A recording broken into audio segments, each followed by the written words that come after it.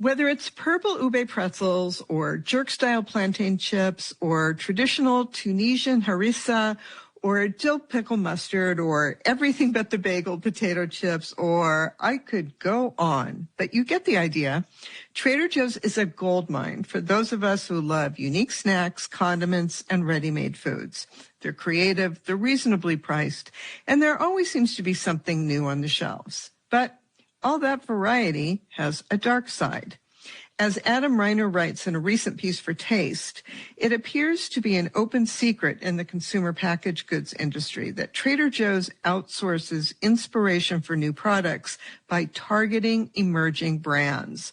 His story alleges that after stringing along these small and mid-sized brands, Trader Joe's ends up manufacturing very similar products without compensating or recognition for the brands they copied. Hi, Adam. Hi, Evan. Thanks for having me. Why don't you start by telling us a little bit about the history of Trader Joe's, which was founded right here in Southern California?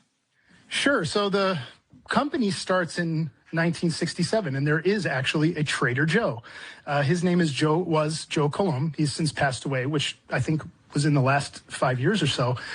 He opened a store in 1967 after having a background working in the drugstore business. He created a store that was meant to compete against the emerging convenience brands that were popping up in California at the time, which includes the now well-known 7-Eleven. So he created this gourmet type of grocery store that was serving a lot of products like wines and cheeses, but at affordable prices. And so the original concept didn't really take off like gangbusters right away. But then within about 5 years, around 1972, the grocery store started offering private label brands where they would create products and they would put their own Trader Joe's label. The first one, in fact, was granola. And the whole idea was to sell these private label products, but sell them at a price that was below their competition. And that ended up for Trader Joe's becoming sort of their meal ticket to become even more successful. So let's talk about this phrase, private labeling. Explain what it is. So essentially, private label is when major retailers work with small brands to manufacture, or third parties to manufacture products that they then put under their own label. It's a pretty common practice, and I think that many people might remember when they were younger seeing products that had a big white label on it that said beer or flour or something. Generic products have been around for a long time, but Trader Joe's has kind of turned that into something that is like more fun and more sexy and sort of like has its own brand style in and of itself. I think in yesteryear times, generics weren't necessarily, they were thought of as inferior products. Private label products were thought to be something you'd trade down to. But I think Trader Joe's has really created with their products more cachet to these specific products that are in their stores that makes people feel like they're not necessarily trading down to buy them. And they're not the only grocery retailer that engages in private labeling. Costco, for example, sells tons of private label items under the Kirkland name. Whole Foods does the same thing with 365. But as you say, for Trader Joe's, private labeling has been crucial to its success. Right. In fact, the actual statistic is that around 85% of Trader Joe's entire store inventory is private label. So even though some of the companies that you just cited, like Whole Foods and Costco, have their own brands, it generally isn't the same high number of percentage of the total inventory. So how does it work when Trader Joe's approaches a company about a potential private label deal? And is that usually how it works? Trader Joe approaches a company rather than a small company approaching Trader Joe's? From what I've reported, yes. Although I can't say for sure that that is always true. I think that part of what Trader Joe's, they call it the product innovation team. I think part of their model is to go to food shows and places where they can find a lot of small purveyors of gourmet foods to try to create relationships. Sometimes that will happen in person in like a fancy food show, and sometimes it will happen via email or some other direct communication. And at least in terms of the people that I spoke to for this article, the communication is very direct, where they're saying, we love your products, we're interested in private labeling them, and that's kind of how those negotiations get started. For your story, you spoke with 5 founders of small to mid-size food brands. Can you tell us some of their stories? For example, what happened with Chitra Agrawal and her company Brooklyn Deli, which has been selling Indian pickles and chutneys since 2014? Right. So Chitra's company, Brooklyn Deli, was founded in 2018. And it began as a very sort of homespun operation where she was making the products out of her own home kitchen.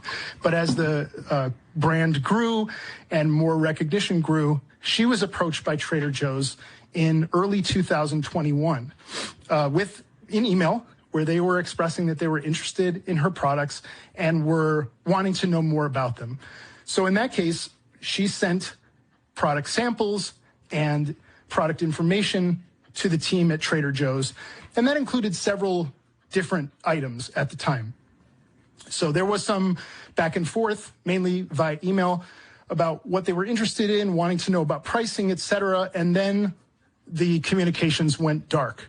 And that within several months later, I think within 6 months, even that same summer, there was a product that popped up on Trader Joe's shelves with the same spelling of her garlic achar, which she spells in a unique way with 3 A's instead of the traditional 2.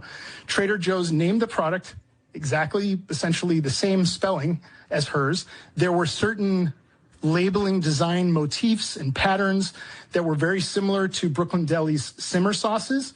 And then also the recipe, which is usually traditionally garlic achar is made with raw garlic. Trader Joe's emulated the twist of using roasted garlic, which was something that Chitra's company really had innovated with. And it was something that made her product stand out.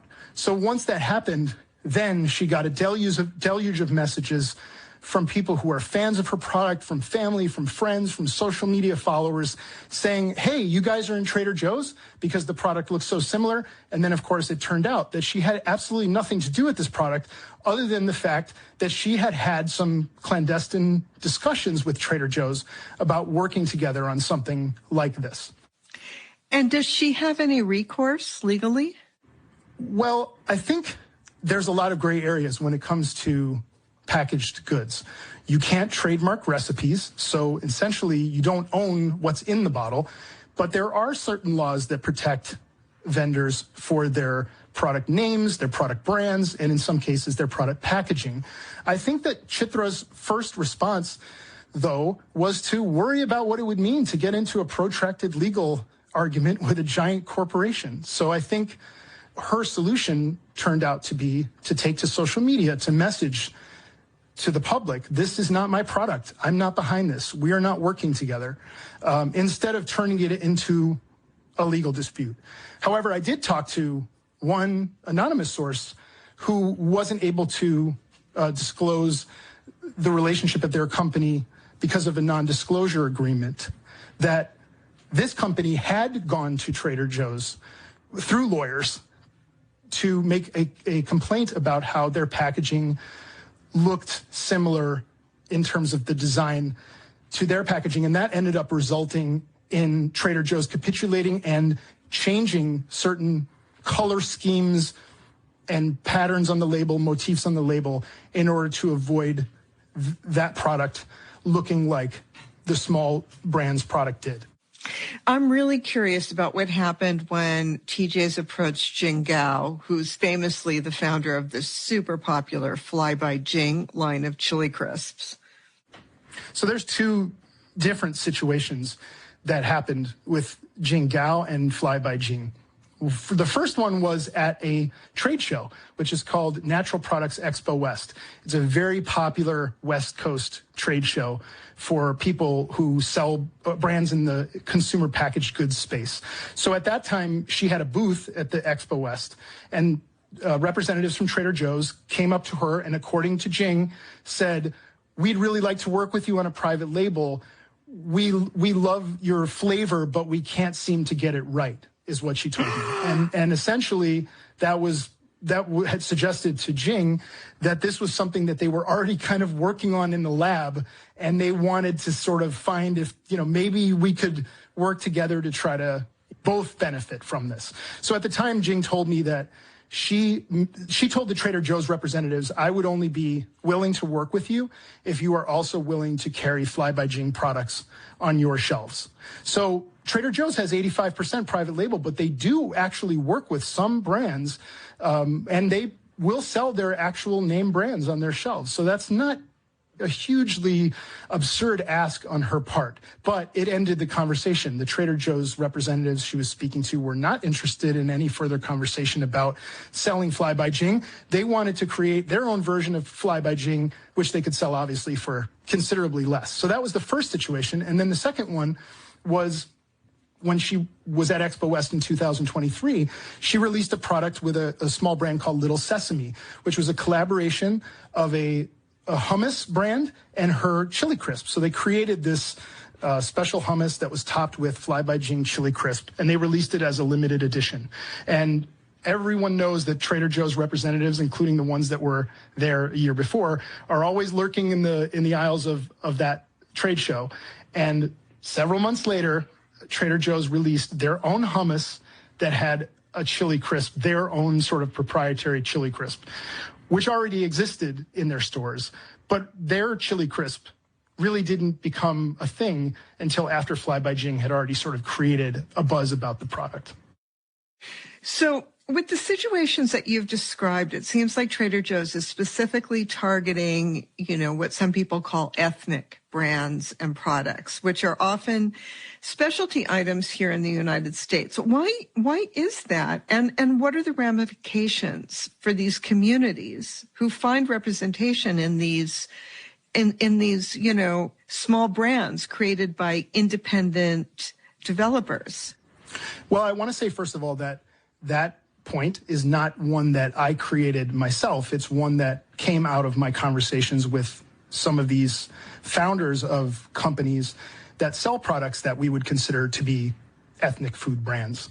And in the conversations that I had with these founders, one in particular, they were explaining how many of these products have so much more history, tradition. In some cases, there are personal recipes behind them that make them much more unique to copycat than basic common household items like ketchup and mayo. So really the founders that I spoke to, some of them, felt more strongly about this particular fact than others, really felt like Trader Joe's needs to be reaching out to these small brands because they need that expertise. They need that knowledge and know-how. And if they're not able to work directly with them and make deals directly with them, they can at least try to glean as much information from those discussions as possible before they go out into the world and figure out how they're going to make these products in their own way, which, again, is typically a watered-down version made with lesser ingredients. In the case of Brooklyn Deli and the garlic achar, their product wasn't made with whole clove of garlic like Brooklyn Deli's is. It was made with a garlic puree, a roasted garlic puree that is literally watered down. One of the ingredients is watered and preserved with like citric acid to increase the shelf life. So typically these products that they're making are kind of like cheap facsimiles of the real thing. And what would you say to someone who might argue, well, no one owns the concept for harissa or chili crisp or sambal. After all, recipes can't be copyrighted. I think that's been somewhat of a common reaction to the devil's advocacy on this piece. And I understand that, there is a lot of gray areas involved in this world. And I think that's why the example that Jing Gao gave in the article about fast fashion is such a great analogy, because you see this a lot in places like Zara, Shein, where in the fashion world, it's become sort of accepted in many ways that there are businesses out there who are basically copying designs and making cheaper versions of these fashions, cranking them out really fast and really cheap. You know, I think in general, my concern is that we should all be interested in where our food comes from. And if something costs $1.99 or $2.99 in Trader Joe's, and you're seeing a similar product somewhere else, and it costs 5 or 6 times that amount, we should wonder as consumers, like, how is that possible? And I think that, you know, my sources in the piece, several of them would say, like, anytime something is so cheap like that, someone is being taken advantage of. Thank you so much. What a distressing situation. Not surprising, though, but distressing. It is. That was Adam Reiner, founder of the Restaurant Manifesto blog. He won the James Beard Award for Best Feature Reporting for his piece, We Need to Talk About Trader Joe's, written for the online publication Taste.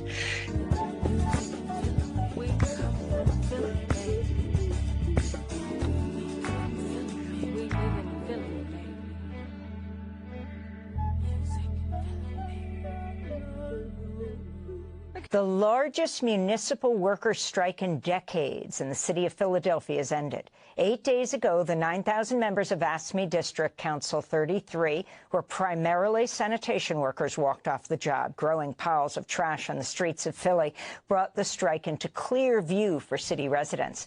The average sanitation worker's salary in Philadelphia is currently $46,000 a year, which the unions argued is not a living wage for workers required to live within the city limits.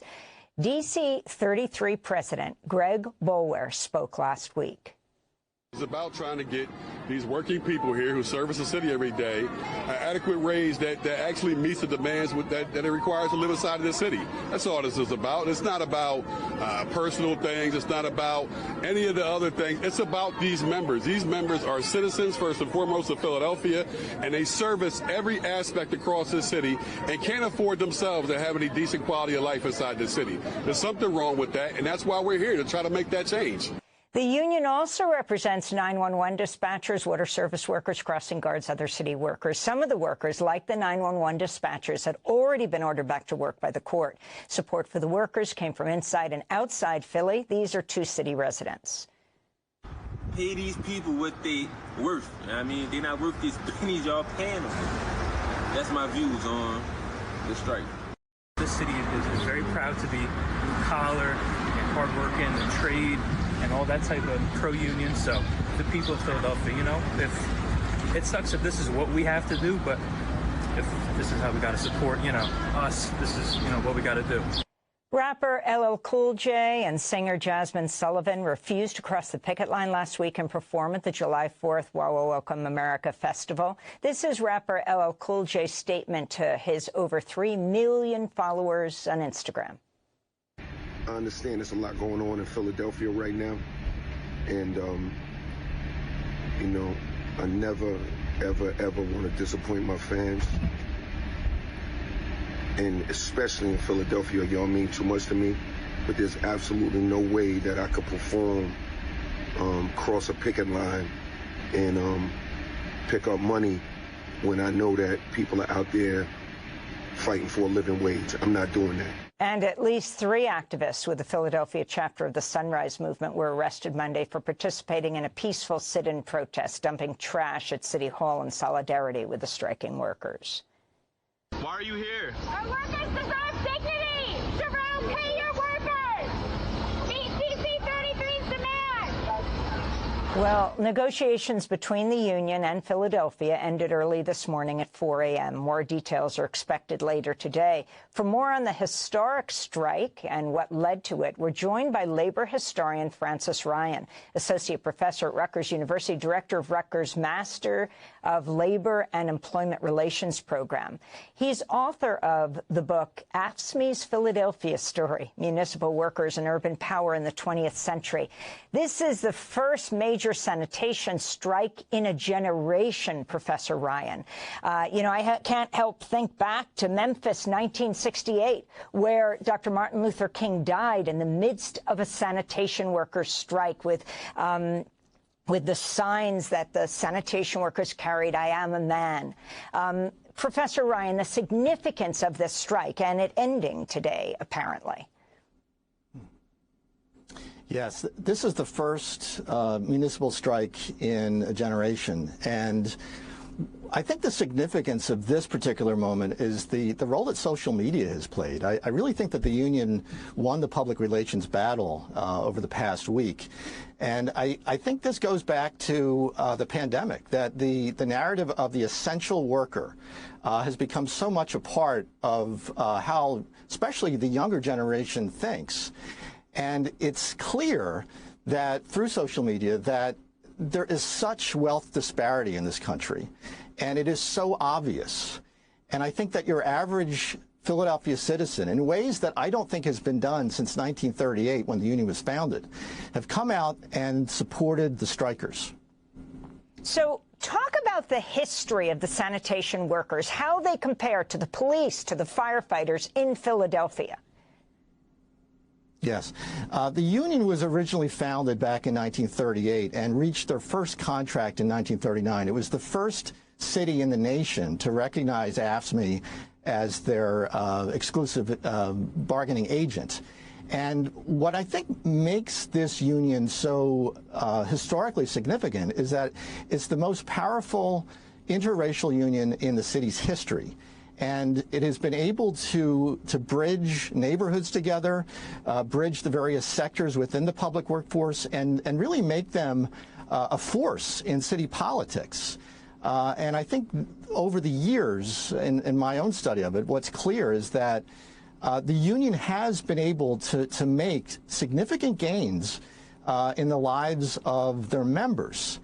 And I think that what this strike shows is that the wages that the sanitation workers and crossing guards and water department workers are making is not keeping up with the cost of living.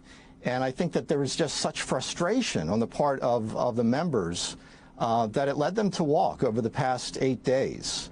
And I think that this is a significant moment in its history, because what I saw on the picket lines last week was kind of a spark of social justice unionism. That you mentioned Dr. King in Memphis in 1968, I think is the most iconic example of that kind of social justice. And by that, I mean a trade union movement that's connected to the neighborhoods and to the community centers and to the churches and to students and to all members of the working class, not just members of the particular union. So I see that as an undercurrent of what happened this past week. And I think that the union and maybe, hopefully, the entire labor movement in the region will develop and build on that. You talk about social justice and particularly racial justice. Can you talk about the early representation for black workers in Philadelphia? Yes, there's a reason why so many of the sanitation workers and first-line workers, let's say in sewage treatment, have been African Americans. And that is because in Philadelphia, the hiring gate excluded black men and women from working, let's say in the textile industries, in other large industries. So the one employer that was really open to so many black workers in Philadelphia was the municipal government. And they took these blue-collar jobs and built lives that way. So the fact that the union represents these workers historically, you know, it shows the racial dynamics of how the economy has worked and continues to work across the country and certainly in Philadelphia. And finally, what do you see coming next? I mean, we just got the rumblings of the end of the deal, the end of the strike this morning at 4. There hasn't even been a news conference yet. Francis Ryan. Right. Right. I think that what the union leadership will be doing is they need to convince their members that the contract is the best one that they can get. And it's the union members themselves over the next few days that will vote upon this contract. And it's really in their hands. So I, like every other citizen in the city, we're waiting to see what the union members do. And I know that the hearts of a lot of Philadelphians are with these workers as they return back to work today.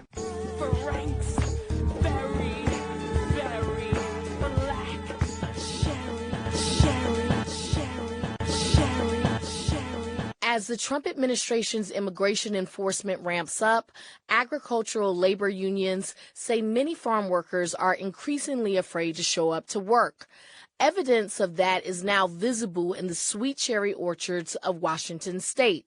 Member station KUOW's Monica Nicholsberg talked to cherry growers and pickers who say halfway through the short season, they don't have enough labor to bring in the harvest.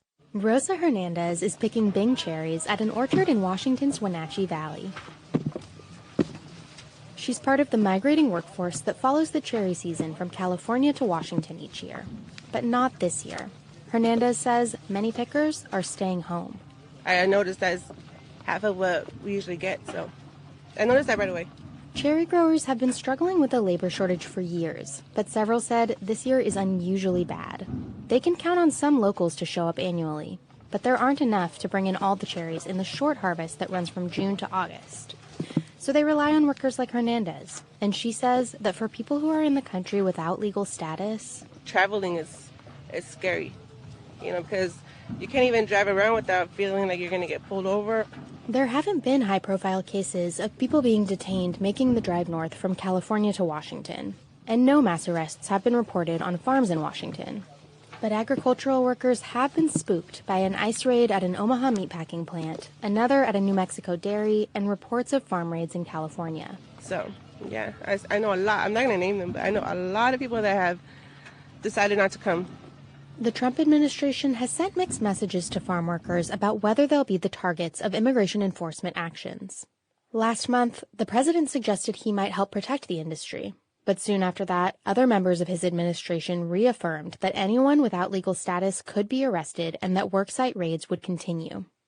We reached out to the administration for clarity, and in an emailed statement, the White House said that the president is committed to ensuring farmers have the workforce needed to remain successful, but that there will be no safe harbor for those in the country without documentation.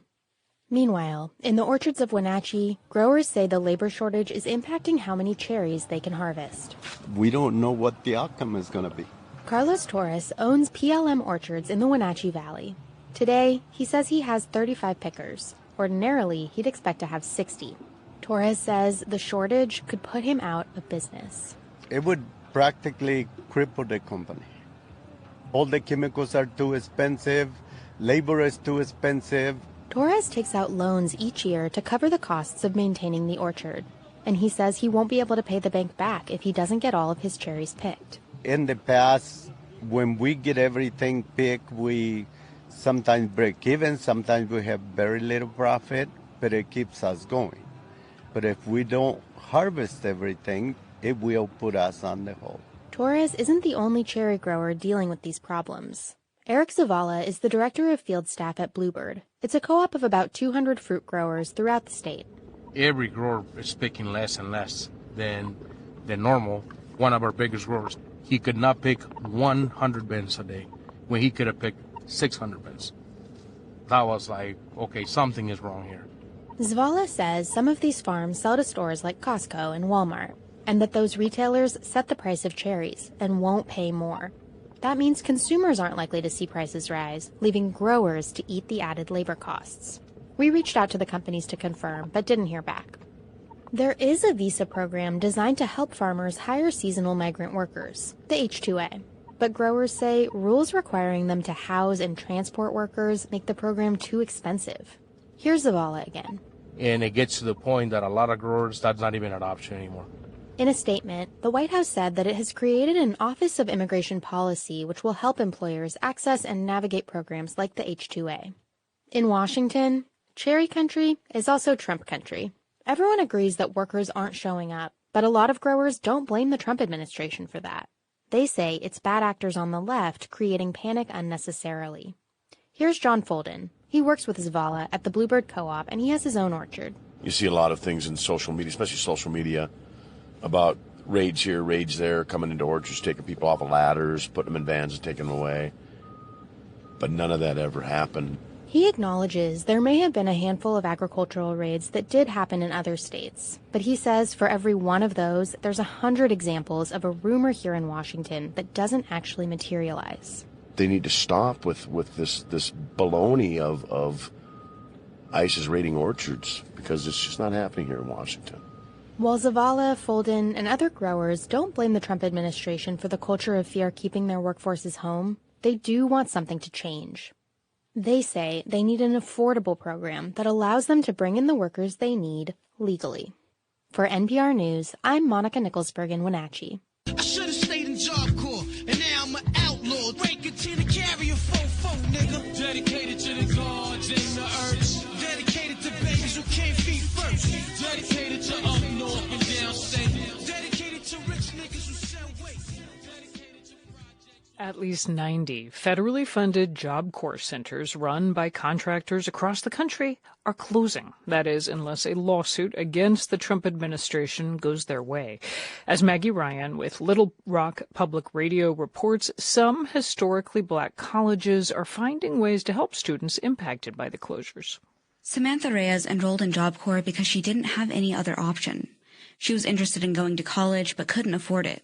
She heard about Job Corps and joined a program in Little Rock, Arkansas last August. I feel like it was definitely meant for me. It was a blessing in that I could just go and pick up a trade, whatever that looked like. Reyes decided to become a certified nursing assistant. Like Reyes, most Job Corps students are between the ages of 16 and 24. They take classes to earn their high school diploma, driver's license, or learn skills to prepare for a range of careers. Job Corps also provides free housing, meals, and health insurance. The whole program is free, meant for low-income people without other options. For many students, it's the only thing that keeps them from being homeless. But in late May, the center director called a meeting for the 120 Job Corps students. Reyes said he told them to hurry up with their programs as the center would be shutting down. Now, everybody who's here for your high school, here for your driver's license, here for your trade, like whatever you're here for, you need to get it now by the end of this year. The news shocked Reyes and her classmates, who have to finish by the end of the year. Then they learned they had even less time to leave the center. And then, like a few hours later, he sat us all down one more time and he said, "I'm sorry, it's shutting down this week." The Department of Labor says the centers run by contractors weren't achieving the intended goals and cost too much per student. Reyes said the next few days were chaotic. Suddenly, all the students had to find a new place to live. She says she was lucky. She has a high school degree and was able to enroll in summer classes at Shorter College, a nearby historically black college. She, along with 19 other Job Corps students, were eligible for free tuition with the help of state and federal scholarships. Shorter College President Jeffrey Norfleet says he wanted to help the displaced students find stability. And along with becoming a student here at Shorter, room and board is an option. But it needs to be paid for. So Norfleet asked for help from the community for things like bedding, hygiene products, and clothes for the new students. And so therefore, these individuals would have a place to lay their head. They would receive at least 3 meals a day, possibly snacks some more. Norfleet says he also has buy-in from the greater college community to help out. The staff, the faculty, the administration are willing to make this a success because we do believe in the future for these individuals. In Georgia, another HBCU is also trying to bridge the gap for Job Corps students. Morris Brown College in Atlanta is inviting former Job Corps students to apply to their program for the fall. Morris Brown President Kevin James says he's seeing a worrying trend in program cuts across the country. Some of the changes that have been made have affected negatively Black and brown students directly. Job Corps is just one example that many students of color will negatively be impacted. He says the news is personal to him. His first job out of college was teaching at a Job Corps center. James says he understands these students are going through a traumatic shift, which means they'll need a wide range of support. So we're not just going to throw you in the deep end of the pool. We're going to make sure that you have all the resources that you need to be successful. Meanwhile, Samantha Reyes says she's grateful to have found a place at Shorter to continue her education. But she's still processing the sting of having her life plans change in a moment. And she's worried about the rest of her Job Corps cohort, those who didn't or couldn't enroll at Shorter. I'm living out the best possible outcome of this shutdown, but there's a lot of people who don't get to say that. The government still operates 24 Job Corps centers directly through the National Forest Service, but the future of those run by contractors is pending litigation.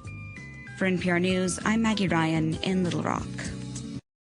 The legendary Wu-Tang told us, I should have stayed in Job Corps. Now I'm an outlaw. 2025, we're in the same spot. I couldn't stay in Job Corps. They say you should have voted. Now we got a new generation of outlaws. They ain't say nothing. I didn't hear nothing about no white people. They're gonna be outlaws and homeless, so we don't have Job Corps anymore. Context of White Supremacy. The worthless Negro from Virginia, some would say outlaw, Gus T, in for another broadcast. Hopefully to share constructive information on the global system of white supremacy, that is information for non-white people, victims of white supremacy, potential outlaws. Today's date, Thursday, July 10, 2025. So I have been told. Our weekly summit on neutralizing workplace racism. It was supposed to be cloudy here in Seattle today. I even thought it might rain for a moment, which was fine with me because it was supposed to be really sunny for like the next week or 10 days here in beautiful weather. So I could have taken one day of, mild clouds, maybe even rain if we're going to have, 7 straight days of beautiful sunny weather. But it got started early. It was cloudy for a bit, but man, it is lovely and sunny. It's one of those days, so I'd say, wow, to be in Seattle, beaches galore, could be out yachting, boating, body surfing, getting some vitamin D, fishing, cruising, anything. And man, I talked to Miss Scarborough, that's Sade's mother. She talked about doing a cruise, and I said, man, they got cruises from Seattle up to Alaska. You hop on a cruise. I said that would have to be the time when I do it in the summertime because I don't do cold weather. Seattle is cold to me, and it's way warmer here than it is in Alaska. If I'm gonna do Alaska, cross that off my list so I can do all 50 states. Gotta go now, summertime. Have to be sometime before August to venture up north. But they got cruises. You could hop on the cruise and do it tough, man. Get on the boat, man. What they could shuffleboard, Get in the pool. It's 'cause it's summertime, see. But act a fool, man. Go up to Alaska. We got to be here. Talking about it. They even got day cruises. You don't have to go all the way up to Alaska. They got little day cruises where you can just go around in Puget Sound, man. I would love that. Man, we got to be here. Talking about the global system of white supremacy and racism on the job specifically. Broadcast not for spectators, particularly if you figured out, hey man, I ain't gonna be no outlaw no time soon. I'm well compensated. They don't stiff me on my pay. They don't come in and tell me program gonna be shut down in a week. We sorry, we got layoffs and furloughs and new administration, tough times. And then come back 3 days later. Wait a minute, Leroy. Instead of being shut down later this year, we're gonna be shut down tomorrow. Sorry. Like they don't do that on your job. You're gonna be good. At least 5 years or so, you're gonna be good, taken care of, well compensated. They don't lie to you that you don't have to worry. Police gonna come in here and snatch me up out of this chair. Not have to worry about none of that.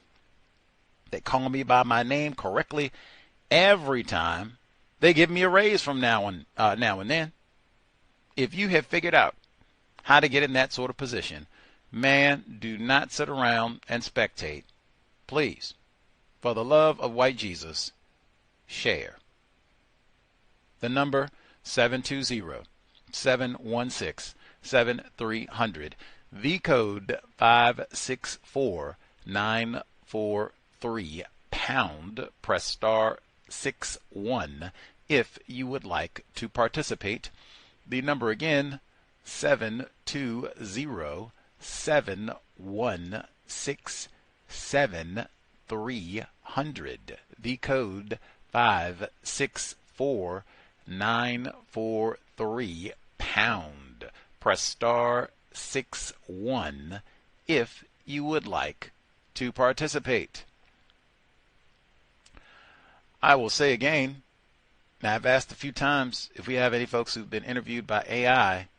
let us know. Now we'll see how long it takes before we finally get somebody. Yes, Gus T. I was interviewed by AI. Man, I still didn't get the job. Let us know so we can learn about this here experience, or if you get trained, if you're in college or something like that, and they're already talking and training you about how to do those sort of interviews, share. Before we get to folks who called and or wrote in, audio segments that we heard at the top of the program, that segment about Trader Joe's from KCRW I found fascinating for a variety of reasons. One, I do shop at Trader Joe's from time to time. It is relatively close to where I live and has helped me on a number of my travel excursions because I was so close to Trader Joe's. But I have noted they have a lot of the term they used in the report, ethnic products, and specifically like ethnic prepared foods. They'll have like Indian curry, and I know this well because a lot of these products are vegan. They have like Korean kimbap, which is like similar to sushi, but it's heated. They have that, and they have a vegan version, which I actually can eat. It's got tofu in it and vegetables. They have a lot of different like Indian curry dishes, like one with chickpeas, spring rolls. They have a lot of dishes that are similar to this that, hey, I could eat this. Or people that grab something pre-made like that, and that's what they would take like for lunch, pop in the microwave so they can have something quick on the go at work. They don't have to, do a whole lot of cooking and have leftovers and things of that nature because a lot of people don't cook anymore. But I did not know all the ins and outs and history of where these products come from. And we even got a little bit of the history of Trader Joe's, and actually this was a white person, and all the rest of it, and the model for the business that so many people love and shop at today, at least here in the States. And so they started talking about how they will go to these like food expos to look for other products that they can steal and or copy. Now somehow all of this seems so painfully familiar in so many different genres. I'm even thinking Kentucky Fried Chicken, but it can't mean at this point Trader Joe's is established and they make lots of dough and everything. Like, they could be on the up and up, right? Go grab some of these folks and make a deal with them and put their products in the store, and they wouldn't have to charge an arm and a leg. They could make some sort of partnership deal with them. They get a little bit, Trader Joe's gets a little bit, win-win. What's the problem? Nah, we don't want to do that. We don't want to do that. And they said, and specifically, why are you taking advantage of all of these ethnic businesses? Because I looked, Brooklyn, it's Brooklyn Delhi, D-E-L-H-I, right? Why are you taking, Chitra looks like she'd be classified as non-white. Why are you going to take advantage of she and her recipes? Now, I didn't know that you can't trademark recipes. That was news to Gus T. I've never been a culinary genius. I certainly don't know the food business, but that is interesting. You cannot trademark recipes. Okay, footnote for that. But they're going to these different non-white proprietors and saying, oh man, let's partner up and do all this, and doing so in such a deceptive manner, because you go and you say, well, let's partner up. Maybe this can be win-win for everybody. And then the next young lady that they went and talked to, she said, well, hey, you got to carry some of my products in the store. And they immediately said, no, we don't do that. And she said, when they came and talked to them, they said, hey, we've been working on your product, but we can't get it, something, I don't know, is that paprika, which you put the cayenne in? We just, something can't get it. Maybe you can help us get, you put your finger in there. What you do? Same thing. You can't come in and just be on the up and up. Be honest about all this. You get a little bread. We get a little money. We Trader Joe's. We get in there. Nah. Just steal and steal and steal. And what product is that? What you got there? We just go and reverse engineer it in the lab, get as close as we can to it, and then we put some inferior knock. And it's got to be total copy. Because they said with Brooklyn Deli, they went and copied the packaging, the spelling, all of it. Said they were fooling her customers, they were like, oh man, you got the Brooklyn Deck, y'all got the garlic in the store, man, I'm gonna go support them. Whoa, that ain't my product. Wait a minute. All of that, like, we gotta totally fool the customers and everybody and make them think this is exactly what she put together. No, it ain't. Ain't even close. And even really what they said at the end, because like I said, I am very ignorant about the food business and all that, about culinary laws. I guess you can't trademark recipes and all that good stuff. But when they got to the end and they said, there is a reason that they frequently have a difficult time mimicking these recipes, and they can't get the flavor exactly right because these will be recipes that non-white people may. In fact, I can even pause and go back. Someone who makes sushi, looking to make sushi, because I told you it's supposed to be warm, or at least Seattle warm, like 80 degrees. That's Seattle warm. It's supposed to be 80 degrees, so to not turn the oven on, sushi. Any excuse to make sushi. So I'm planning to make veggie sushi this weekend when it gets really hot, like 82 degrees for Seattle. When I told you non-white cook, sushi chef, she was doing her sushi recipes, and she said, yes, preparing sushi does take a lot of time. Japanese cuisine, non-white people might say ethnic cuisine. But every meal is important. So this is not time wasted. And I commented before, like, wow, that is not the idea for American food, where it's, splash some ketchup on it, or, put some cheese and ketchup on it, or what, throw it in the microwave and then put more ketchup. I mean, what in the world? The nonsense hot dogs and Cinnamon Toast Crunch and nonsense Lunchables that we eat on a wide scale basis. It is way different going in there and putting some curry together with, no, this is not ketchup. This has got all kinds of seasoning and fry. And even when they said the difference between, I use fresh roasted garlic, they use some sort of puree and paste that's got water added in. You want to get the flavor quite right. I bet. That's also the cheapening process. I literally was just having a conversation with a black person as I was getting groceries. I literally just had that conversation. You have no idea what, ingredients they put in the food. Sometimes they don't even put food in it. It's just got edible ingredients in it, or loads of salt and red dye number 4 and all the rest in there. Not that I'm talking bad about Trader Joe's. Well, I guess it is to a degree, because it sounds like Trader Joe's practicing racism. Made me think about purchasing any of those products in the future. I guess if I'm stranded in Milwaukee, I'll take the curry recipe from Trader Joe's that they've stolen from probably Brooklyn Deli. I'll take that over cheese curds and whatever they got at the tavern, probably buffalo wings and cheese something. With what I just say, cheese and ketchup. Anywho, but that was on Trader Joe's. Fascinating report. Didn't know that they started in California either. The second report, they talked about the sanitation strike in Philadelphia. Now, the strike is over. The workers got a 3% raise. Eep. I believe they were asking for something closer to like 30% increase, like 30%, and they got a 0.3% raise. And they did not get an explanation as to why this was the deal that was agreed to. Like, this is the best 3%? Man, even that progress, because they said that was Democracy Now! And my BFF Amy Goodman, they said, man, we just got through with old Juneteenth. It's harking back to old Memphis, Tennessee. Even though we talk about Philadelphia and brotherly love, it's harking back to old Volunteer State, 1968. Dr. King going down there and getting assassinated. He was trying to help black sanitation workers, saying, I am a man. Can we get a bathroom? Can we get a shower? Can we get decent wages? We got the same struggle in 2025, nigh on 2030. And up north, what?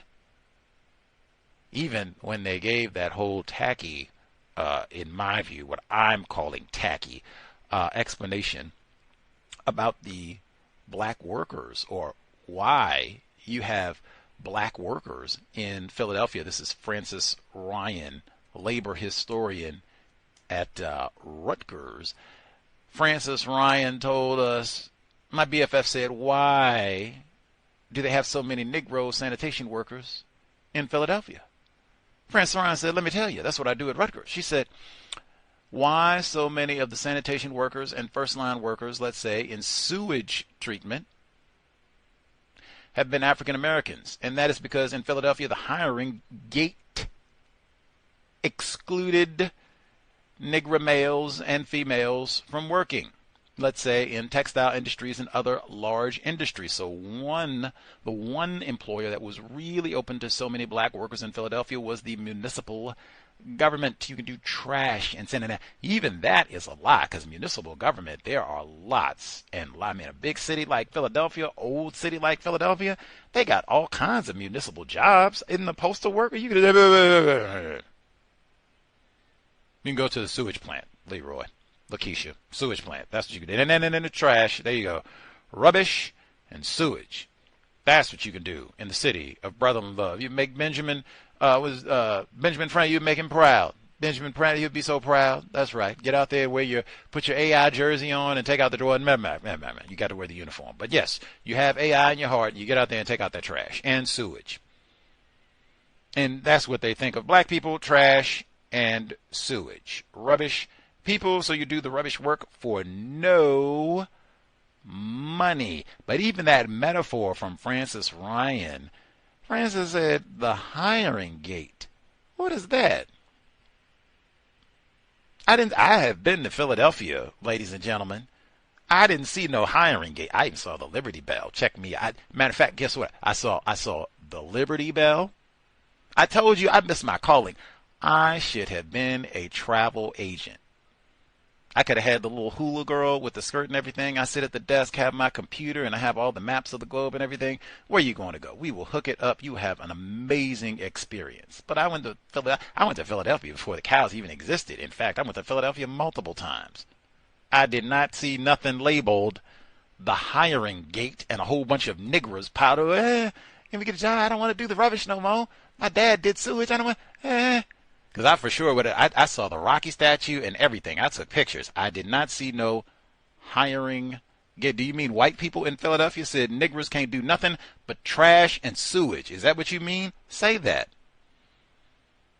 Hiring. And then, because sometimes they won't say hiring gate. You know what they'll say? They'll say the gatekeepers, and then they'll point at someone like Al Sharpton or me, someone dark, and say, see, you got these old gay people. That's why black people can't get nowhere in Philadelphia, see. You got to rap, be with the roots, something like that.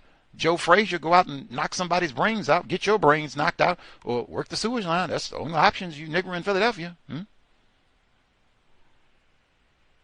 Come on. Hiring. If anybody's seen the hiring gate, let me know. We went from Philly, across the continent, out to Washington State. You know I love me some cherries, man.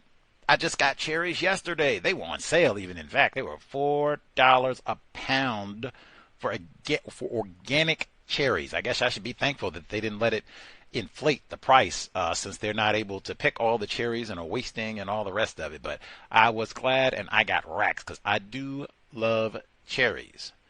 But man, now we got these, what President Trump's saying, they got the ice raids, or I guess they said in the report, they said, whoa, out in Wenatchee, they said, whoa.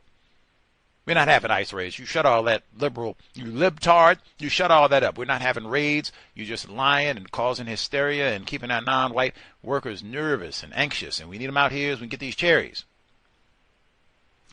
I'm going to say again, because you heard even in the segment where you got white people out in Washington State, which they said is Trump land. I almost fell out of my desk like, wait a minute. I know Wenatchee is not Seattle. I got it, granted. But still, they talk about Washington State, not just Seattle and the Puget Sound area. They talk about all of the Evergreen State as blue, whatever that means. This is liberal, Democrat, this is LGBTQ land. Vote for recreational cannabis. See? Vote for Bernie Sanders. See? We are liberal. We are almost in Canada. See? What do you mean this is Trump land? Out in what does that mean? That's another metaphor too, but what? Whatever that means, so we got out in Trump land. They said, and even that, they said that we not upset at President Trump about causing all this, and we don't even blame him. We blame the libtards. Got our workers all riled up and don't want to come in, getting them all scared, talking about they reading. Ain't nobody reading nothing. And why? Come in and get these cherries. Well, again, the people who have the most power to solve this here problem, white people, they like this.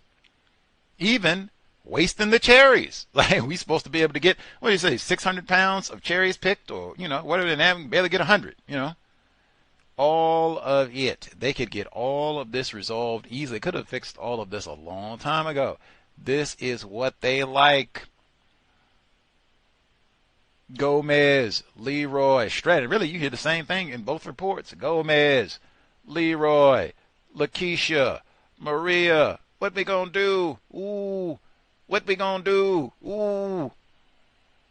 They like that. And then sit around and lie and act like, oh, it's so difficult, I do want to enforce the border control. We can't have these raping dark people hopping across from Mexico, but, we do need the cherries picked, and we got these vulnerable dark people. I mean, we can pay them about 2 cents an hour. They can go out there and get about 5,000 bushels of cherries, man. Hey, Gus T eat a few 100 pounds himself, which is true. This is what they like. Even Leroy and Lakeisha, you can't go to job court now. Use an outlaw. Why I got to be an outlaw? Really? Why you got to do Leroy and Lakeisha like that? They in the Job Corps program trying to do right. They not smuggling crack and cocaine, and say, well, the program is not working efficiently, so we're going to shut it down. We'll give you a year to get your affairs together and whatever you're here for, trying to get driver's license or get your credits or whatever you're wasting time doing. Hurry up and get it done. And then come back a few days. As a matter of fact, you all have wasted so much time. We're going to shut it down today. Whoa, wait a minute. I was staying here. Dang, what do you... Fellas say, keep them there squatters on the move. And they said that in the report. They said some of these non-white people, they were talking about dark people, black, get back. They said some of these black people, they would be out on the street if it won't no Job Corps. Well, guess what? Now you're going to be out on the streets, Leroy. Should have stayed in Job Corps indeed. Again, I haven't really heard, have y'all heard where like white people are going to be struggling and down and out on the streets, bumming quarters because Job Corps is no more? Have y'all heard that? I have missed out on that totally. I've heard, black people, whoa, is us, what we going to do? Ooh. Are white people like singing the blues and crying and, worried about their life and future because of Job Corps' demise? Let me know if you have heard that. Shout to the woo.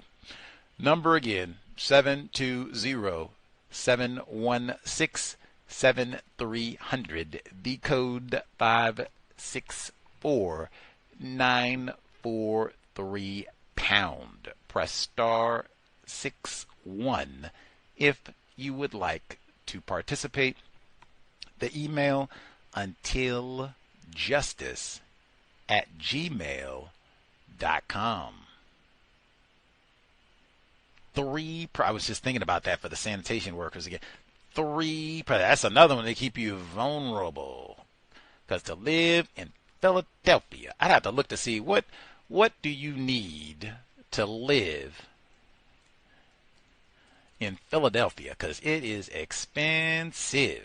I don't think it's expensive as quite as expensive as Seattle, but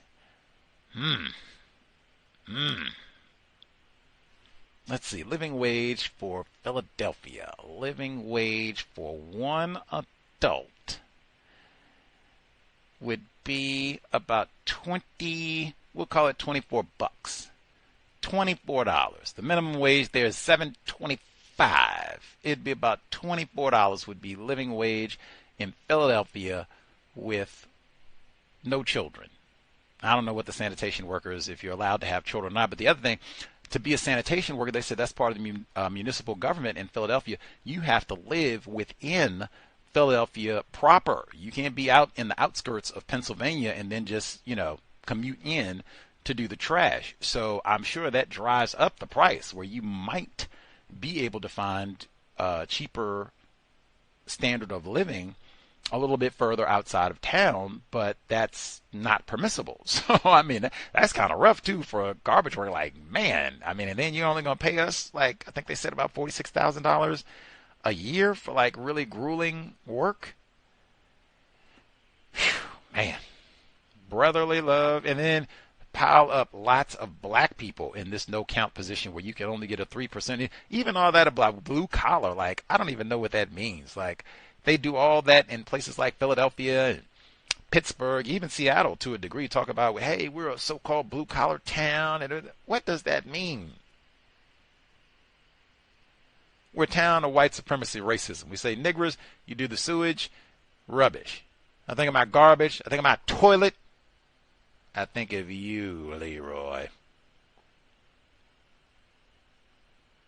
720-716-7300. The code 564943 pound. Press star 61 if you would like to participate.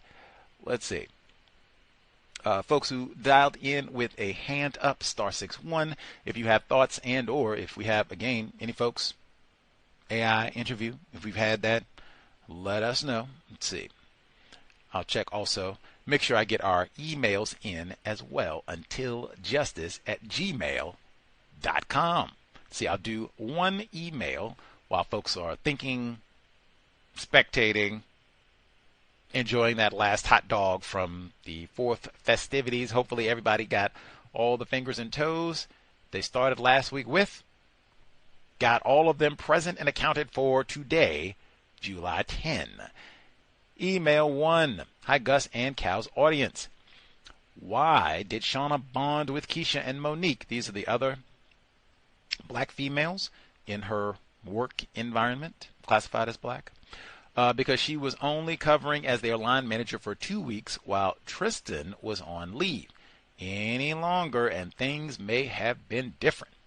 I reported to her, and she made it clear she was the boss. Even though I never challenged or disrespected her, so you tell us.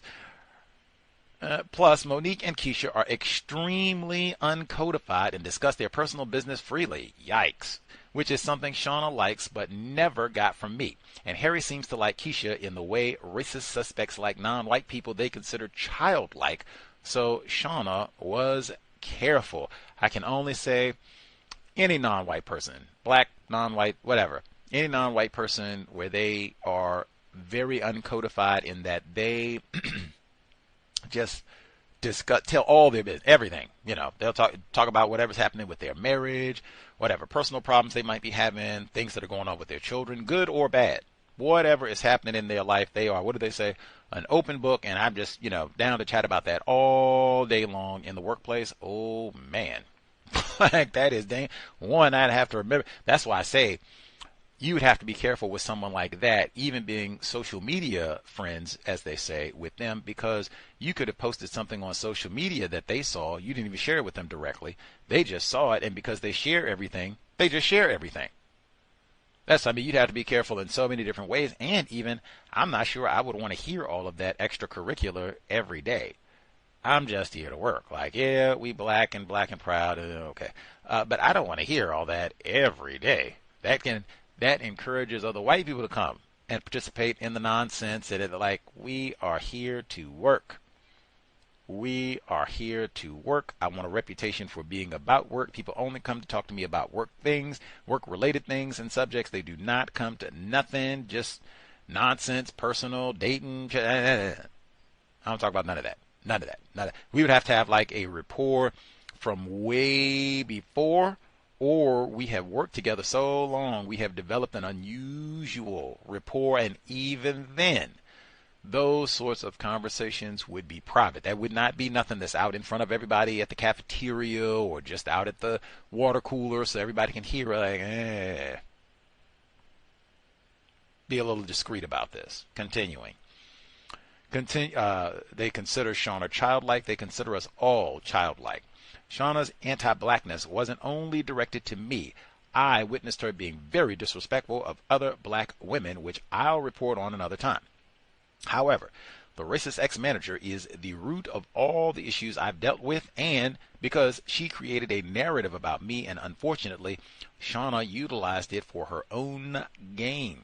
But in other news, I have a new white friend. Yikes. Zoe. Right-wing Ashley is a dangerous racist, no suspect, liar.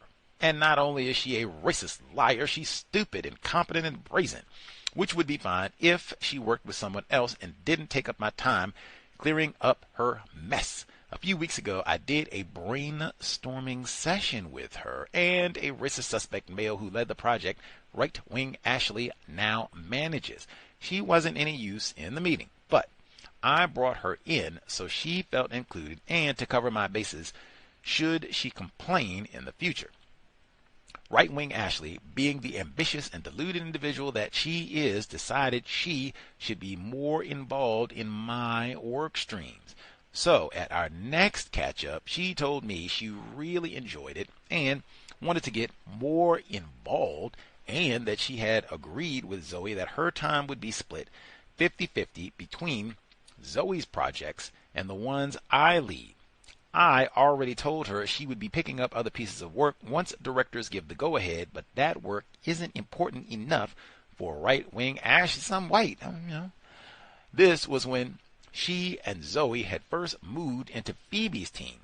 Right-Wing Ashley informed me that she was meeting with Phoebe later that afternoon to discuss getting more involved in the work I lead. She wasn't really asking for my opinion on the matter. Phoebe isn't my boss, so doesn't have a say about the work I lead. I reiterated what work she would be doing once it was signed off. I wasn't budging, and we'd manage her workload within the 50-50 split. She wasn't happy, but maintained her composure, as did I. I had to talk about that all the time. Composure, composure, composure. In the past, I would have involved her more in the work streams I lead, but she's disrespectful and undermines and spies on me on behalf of Shelley and Zoe. Still don't trust that chick, so ain't no way.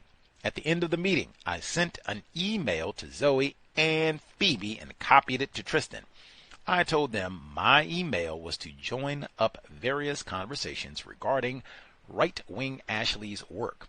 I confirmed the work I wanted her to lead and mentioned the 50-50 split. Later that afternoon, I called Zoe, more out of a courtesy as the email may have seemed out of the blue and Phoebe may have questioned why I sent it. I did not expect any issues. Turns out there hadn't been any discussion on the 50-50 split, and Zoe and Phoebe were surprised by my email. So I asked Zoe to clarify with Phoebe. She did and pulled up Right-Wing Ashley, who claimed I must have misunderstood. That's so funny. Fast forward to last week. Right-Wing Ashley had been corresponding with someone external to the company on a legal matter without clearing it with me or the lawyers. I spoke to her about the inappropriateness and the risk she's opened the organization up to. I then picked the matter up yesterday in her progress meeting with Zoe. The brazen race soldier said to my face in front of Zoe, "You agreed I could do it." Not gonna lie, I was stunned, but held my composure. Once again, composure, composure, composure. And I'd even say that's very common white people lie all the time. Major primary method of practicing racism, but to be so brazen to just turn around and with the flagrant lie, "You authorized me to do this. This can't be a problem. You told me. In fact, you said this is what I am supposed to do. And I said, like, what? When? I didn't. What? Woo! Again, composure and document everything. Even the follow-up in email if you have a verbal conversation so that there is no ambiguity about, do what now? When did I? What now? Woo! Master deceivers. I thought about everything I wanted to say before the meeting and how I was going to ask questions. First, I got right-wing Ashley to explain the issue to Zoe, incriminating herself. Then asked her to explain her thought process, particularly as she's been given steers on how to handle such matters from me and the company lawyers. That approach worked so well, Zoe started to question right-wing Ashley in the same way about her concerns. Of course, right-wing Ashley wasn't going to like it. We then got right-wing Ashley to write up the notes which we drafted in a rage state, judging by the tone and misrepresentation of the discussion. Dang. I think that might have been she drafted, but it does say we, which we drafted in a rage. I think it might have been she drafted because she had been called out and caught and everything. I think that might have been what it did, but I could be misinterpreting. Continuing. She had her catch up with Zoe yesterday. Apparently I was aggressive and that I came for her in the meeting. Kind of true. She must stop trying me. She had not heard the things I brought up before, and I waited until Zoe was present to come for her. Partially true. I wanted her manager as a witness, that I do not respect her, that she felt I was questioning her judgment and the way she thinks. Reference to her alleged dyspraxia. Are these the folks that are neurodivergent? Are you see? Now I'm stunned. Like, ooh, you say you're incompetent, lazy, and racist, as I'm gonna rebrand that and say I'm neurodivergent. See, what does it mean to be white? Say I'm neurodivergent. Get out of here. That she has told me how she likes feedback. You know your place, Negra. And that yesterday was hostile. The day was hostile? What does that mean?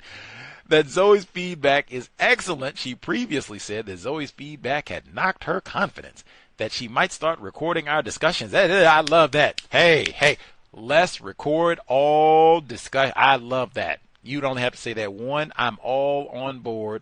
Let's have all future business team discussions recorded. We'll get a transcript. We'll bring Alexa. It'll be great. Video, love it. Love it. I'll wear something cute. Let's do it. You don't have to say that one time, because the only person who'd really be upset about a business conversation, we're not talking about, that time you got stuck in Vegas and did whatever. Business. We just what I just said. We're not supposed to be talking about your children, your affair, none of that. We're just talking about work. Who is upset about us recording workplace conversations? Someone who is up to no good. And I don't think that's most victims of racism in the workplace. That ain't us. We barely got the job. Continuing. Oh, they're going to record the discussions. Right on. Let's do it today. Let's start recording right now. I got my phone in my pocket. Can we press record? Let's do it. Zoe told her she didn't agree that the tone was of any of the above. In fact, after the meeting, Zoe had complimented me on the handling and way I gave the feedback, which was fair and well delivered, end quote. This afternoon, we agreed that Zoe would discuss the matter with Phoebe. Everyone's on grievance watch. Zoe and I did a joint response to right-wing Ashley's write-up of the meeting, clarifying everything that was actually said. Zoe sent the note as if she hadn't spoken with me in advance, so it was addressed to me and right-wing Ashley. Zoe acknowledged right-wing Ashley's unhappiness about my feedback and stated that her view was that it was fair and tone appropriate. Right-wing Ashley has been asked to think about whether the feedback meetings are working for her and if there's another way she would like it to happen. We'd already decided not to do them anymore as it's a waste of time. Hey, we don't like wasting time and energy. Bravo. I forwarded the correspondence on the legal matter to Phoebe, Zoe, and CC'd Tristan, so we'll see what their view is, but I'd gotten the lawyer to advise on how to handle the matter unbeknownst to right-wing Ashley. Regardless of what she thinks of me, she should be heeding the legal advice. Phoebe's planning to speak with Tristan about moving right-wing Ashley to other projects, so she no longer works with me. That's glory too. Like, record and get her hind parts on somebody else's team. Then she can show out and I'm smart and that nigga woman was just holding me down and didn't want me to shine and show how brilliant I am. Well, then rock on, white sister. Rock on. You seem like you don't know what you're doing. Rock on. You got it, man. You can get out there. They can let her lead the project and everything. You got it, sister. Go ahead. I'm rooting for you, as long as she ain't going to be on my team. Go ahead. Let's see. And the plan is to document her underperformance in her appraisal meeting next week. I'll document everything. Zoe is great. Not really.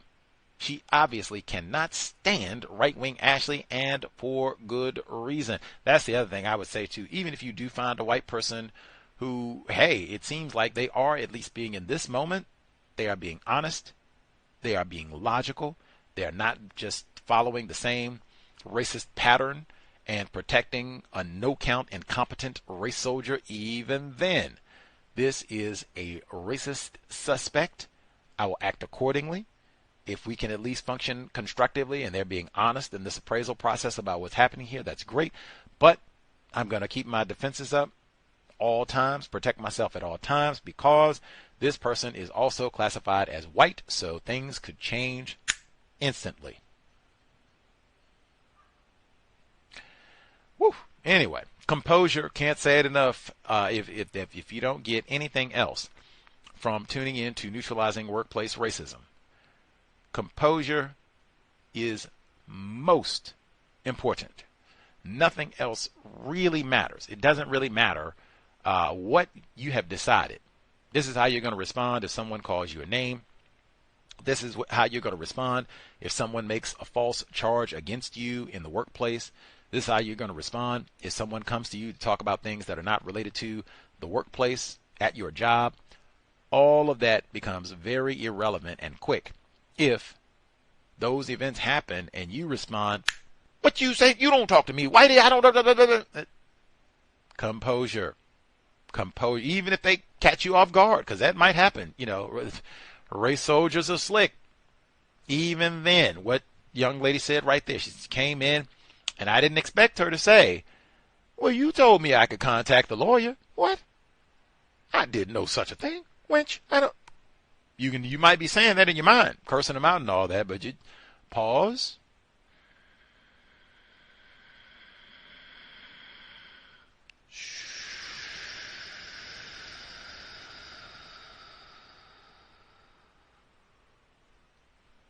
Get a few deep breaths. I'm going to get back in the question lane. When did I advise you to take this course of action? Speak with an attorney? Like what? You have a date, time, email correspondence, please? Question lane. But composure is everything. You can remember one or two other points about, not name calling or documenting or always talking as though you're being recorded. Composure is the one you have to remember, in my opinion, above and beyond everything else. Without composure, no other aspect of counter-racism codification matters. Expect some foolishness and then you respond accordingly. Let's see. Much obliged for the folks who wrote in. untiljustice@gmail.com. The number again, 720-716-7300. The code 564-943#. Press 861 if you would like to participate. Let's see. Folks who dialed in. Irie in Louisiana should be with us. You have commentary for this week's Neutralizing Workplace Racism. Proceed. Hello, can you hear me? Is it good enough? Yes, ma'am. Sounds like you're in an auditorium or something, but yes, we can't hear you. Let me see. Okay, I'll try to make it quick. Sorry. Sorry about the echo. I was curious to the Trader Joe's thing, if that Indian chef could sue them for some type of consumer deception. And it reminded me of what I heard years ago Fashion Nova was doing, and Kim Kardashian, well, specifically, I guess it's Courtney. I don't keep up with them Kardashians, so I don't know. I call them the Klandashians. So I think it's the one that's not as popular, and she has a lot of trouble with a non-white male husband that played basketball. Whoever she is, her employees that work for Fashion Nova as well was pilfering designs from black fashion designers to the stitching dang near. Well, maybe not as good, but the fabrication of the outfits. So I was wondering about that. I was also wondering if she could patent, instead of trademark, patent her process for making her entrees, the process. I think it may have to involve some mechanical stuff, or she could also, she could technically, I'm not an attorney, by the way. I'm thinking, could she protect it, what she has with a trade secret? But I'm just thinking. I recently found out from helping someone copyright. This is why I said I have to call in, because non-white female literally created from bottom up original concepts and practice for some pedagogy, academic philosophy, and earthly citizenship for a nonprofit program for free since 2022.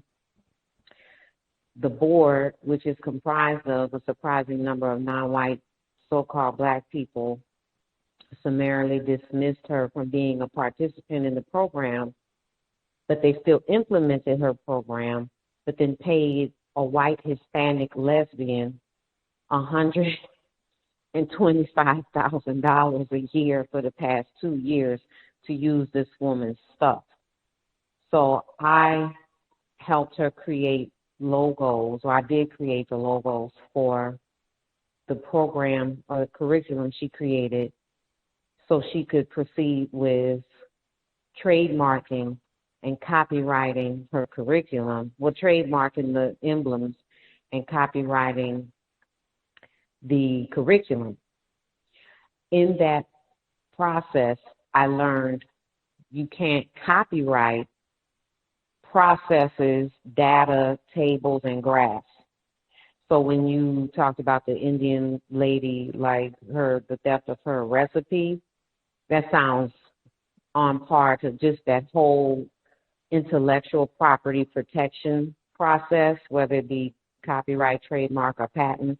It's very specific things. Copyright is for words only, basically.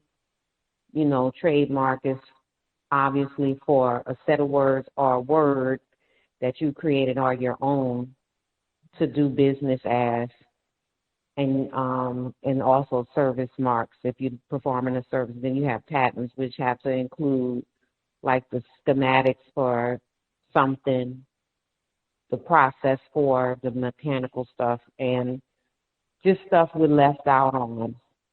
I know one patent attorney, and she is non-white, but she doesn't like to answer questions when I ask her. And she'll say, well, let me ask somebody, one of my colleagues, and she won't get back to me. And I also found out, victim, she's kind of cheap because she wanted me to do some graphic design for her, and I gave her my quote, and she didn't even respond. That's neither here nor there. But the fact of the matter, going back to my friend, who is a PhD, she has a PhD in education, specifically something with reading, not getting paid, going through the process. She called me today and said that this white female, Hispanic lady, pardon me, I'm in the gym, so I whispered a little bit. You know how we have to do sometimes. I ain't trying to have no drama. But anyhow, when they left the church premises where they used this PhD's relative's church for $200 a month, including utilities. They're supposed to clean up before they go. Broom swept conditions. She said they left all the toilets overflowing. They left all the compost out and I don't know how you do compost like outside, like your own home garden. I'm thinking you would have it in a compost pile or in some type of designated vat. That's how I would do it. So I'm not sure where they have the stuff exactly, but she was like, they just left it out. So I'm trying to imagine where they had it. And she was like, they're starting to get bugs and some rodentia. But the part with the toilets just blew me. And she also was able to get some inside information, and it looks like this woman is inventing numbers, fiduciary numbers, to justify some expenses. Metaphor cooking the books. She wants to report it, but every time she's blown the whistle to the board, non-white victims, they don't pay attention to it. So she's like, I think I need to report this to the funders. And I told her do it. I told her do it anonymously and do it with a VPN, however that works. I don't really know, but I know how it works, but I don't know if it's really protected or not. That's what I'm trying to get at. So I was like, if you really feel that way, then, let them know it has to stop. And she's also sent them a cease and desist that they haven't responded to. So that's all I wanted to add. And thank you. Thank you very much. Pardon the noise. Much obliged, Irie. Glad she had her quote together for her graphic designs. Now, that's on other folks that they say, oh, man, that's a bit high for my budget, but okay, I'll keep that in mind. If we get a few more nickels together and we can afford Irie, she can come hook it up and do some, artwork for us. Like, hey, know your values. They try and, I say particularly, that's really the same thing with Brooklyn, Delhi, Chitra, and these non-white folks with Trader Joe's. They go and take advantage of them. They don't want to pay them. They don't want to compensate them correctly. Let me just come and steal your recipe and whatever other cuisine that you've come up with, your culinary ideas. I don't want to give you nothing. I don't want to pay you nothing at all. Or I might even lie. Be like, yeah, let's work together. How much ginger did you put in there? Oh, you put a oh, okay, that's all. Then that we got to. Dang, I thought we were nope.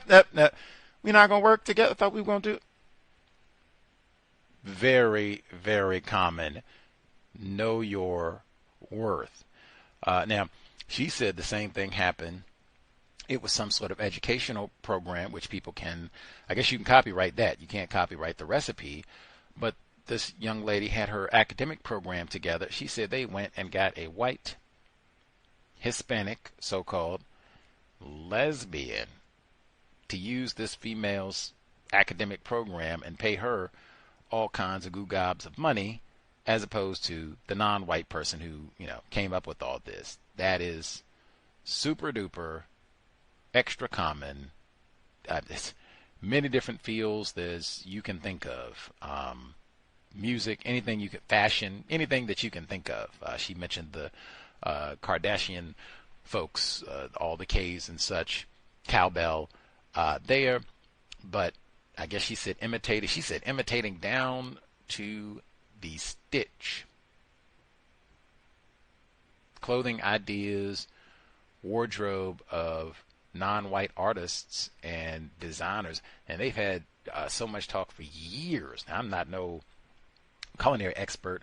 I'm not a fashion expert either, but it's my understanding for decades, not like no little while or just 2000s, like for decades, like forever, under the system of white supremacy racism, non-white clothing artists who design and such been like, man, we try and get our designs and can't get in, and all these white people, and they even, for that one, you can't say, we got all these patriarchal cisgender,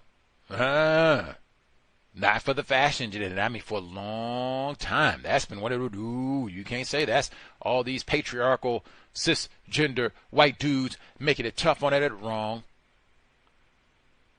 Lots of white women, lots of LGBTQ, TI, whatever else. White people have done very, very well all over the world in the fashion industry for a very, very long time. Black people of all varieties have said, man, we have a tough time. Or what she just said, we make something, I come up, new design, got these shirts or slacks or, whatever it is, new skirt or whatever, and then they come and, dang, they took that. Some cheap knockoff, or same thing we heard with Trader Joe's. And they get all the money for it. Super duper common. I have no idea, because this was audio, so I couldn't really see what all the different types of food products or how they make these food products to know if is there some sort of mechanized process in all this? Maybe they could patent, maybe, I don't know. I'm ignorant about lots of things, so I don't know.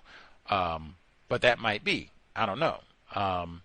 It seems like there should be some sort of recourse, at minimum for the art part of it, right? When they're coming in flagrantly, like doing everything that they can to, it sounds like willfully deceive customers into thinking that this is the Brooklyn Deli brand when it's not. You go and because they said she had like a unique spelling for some of her entrees, and they went and mimicked that exact type of spelling and everything, and then were trying their best to get like a cheap knockoff version of that recipe. So yeah, that's be aware of that if you are a non-white person, because there's so much of that stealing the intellectual property of non-white people. I guess if more of us infuse everything with counter-racism, so then we'd be making racists see if they will ingest the counter-racism aspect of the business too, or product or whatever it is, see if that can be a part of it, so they are imbibing the counter-racism of it, see if they'll,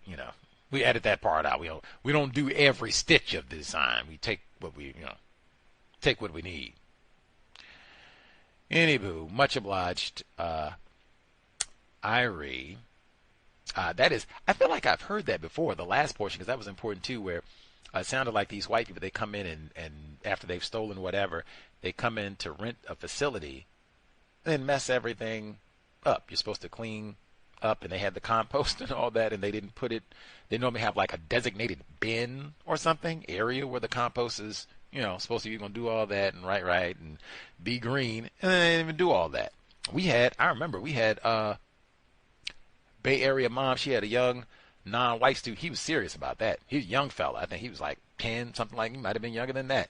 He was serious about that composting thing and recycling, all that, man. I stay outside in the hot summer. Man, I do it by myself.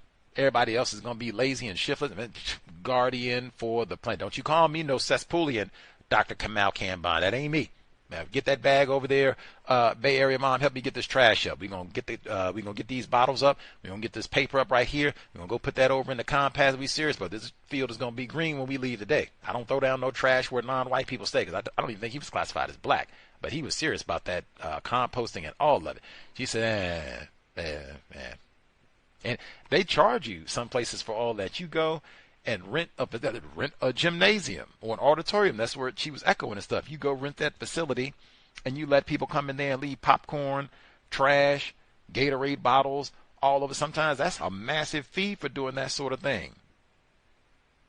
And I say, man, niggers, I let the niggers, Let them. They don't have nothing better to do. Let them. So it might take hours to get all that cleaned up. Compost material, trash everywhere, food, get all that stuff cleaned up. Pardon me. Yes, ma'am. Don't forget the toilets. Come and on. You're only renting it for $200 a month with utilities included. Come on. Come on. Come on. Don't forget the lavatory. That alone, man. That alone. She said for a couple of this wasn't, I guess I was thinking this was a shorter period, but she said for a couple months. Oh my God. I can't even imagine. If you're going to be trifling with the composting and trash, oh man. That can be like a toxic waste site, literally, if the same sort of shiftlessness is in the bathroom. Oh man. You just leave all that, non-white people got to come, and I mean, you might have to get a whole like crew to come. I mean, if it's really bad, to come in and clean all that stuff up, might take a day, whole week to get all that straight. Come on. And then they'll turn around and that'll be given as just that black people need to be more with the personal responsibility. See, ain't no more personal responsibility than cleaning up after your own toilet. And compost. I mean, dang, I dump my own trash. Come on, man. I say that all the time. Don't I say that all the time? I've been here, Seattle, the whole time we've been broadcasting. I said that at the beginning today. I said that they brag. They sat up and told us, now we can't get all the cherries picked because you libtards out here lying and saying that the ICE people are snatching up folks, and that ain't really happening, but you got all these dark people, now they're nervous, they don't want to come get all the cherries off the trees, okay? They said this is Trump territory, at least the Wenatchee region. That's what they said about Washington State. And I said, man, they come and brag and say that Washington is blue, we're liberal, recreational cannabis, and we green, We don't do plastic bags, in Seattle. We don't do all that. We got to take care of the planet, We don't do plastic straws, Got to take care of the planet. We don't do all that waste, Got hybrid buses, had that for like years, Got to take care of the planet and get solar this. What do you mean we're going to do all this old waste and we can't even get the compost? You can't even get if you're going to be that lazy about the compost, just put it in the trash. Just put it in. That's not like a law. Or matter of fact, that is a law in Seattle. You do have to compost. But that's not like, that's what I mean. See, they'll sit up and say, it's blue and everything. Well, why can't y'all do right by, y'all eat all these cherries? I got a bushel in my refrigerator right now. Why can't y'all do right by the non-white people that go out there and get the cherries? Well, and you heard that from the folks in that clip. They didn't say, hey, we need to do right. Come on, Gomez. Come on now. We're going to do right. Make sure you get paid right and all the rest of it. Ooh, it's expensive to, how's it going? Ooh, we barely make it. We all right with Trump. He doing it. Go ahead, Trump, man. Go ahead, man. That's what they said. Come on, man. Come on. If you're gonna be that trifling, mistreat Gomez, you're gonna be trifling about composting. Don't do the composting. Don't do no bragging about we're green and all that.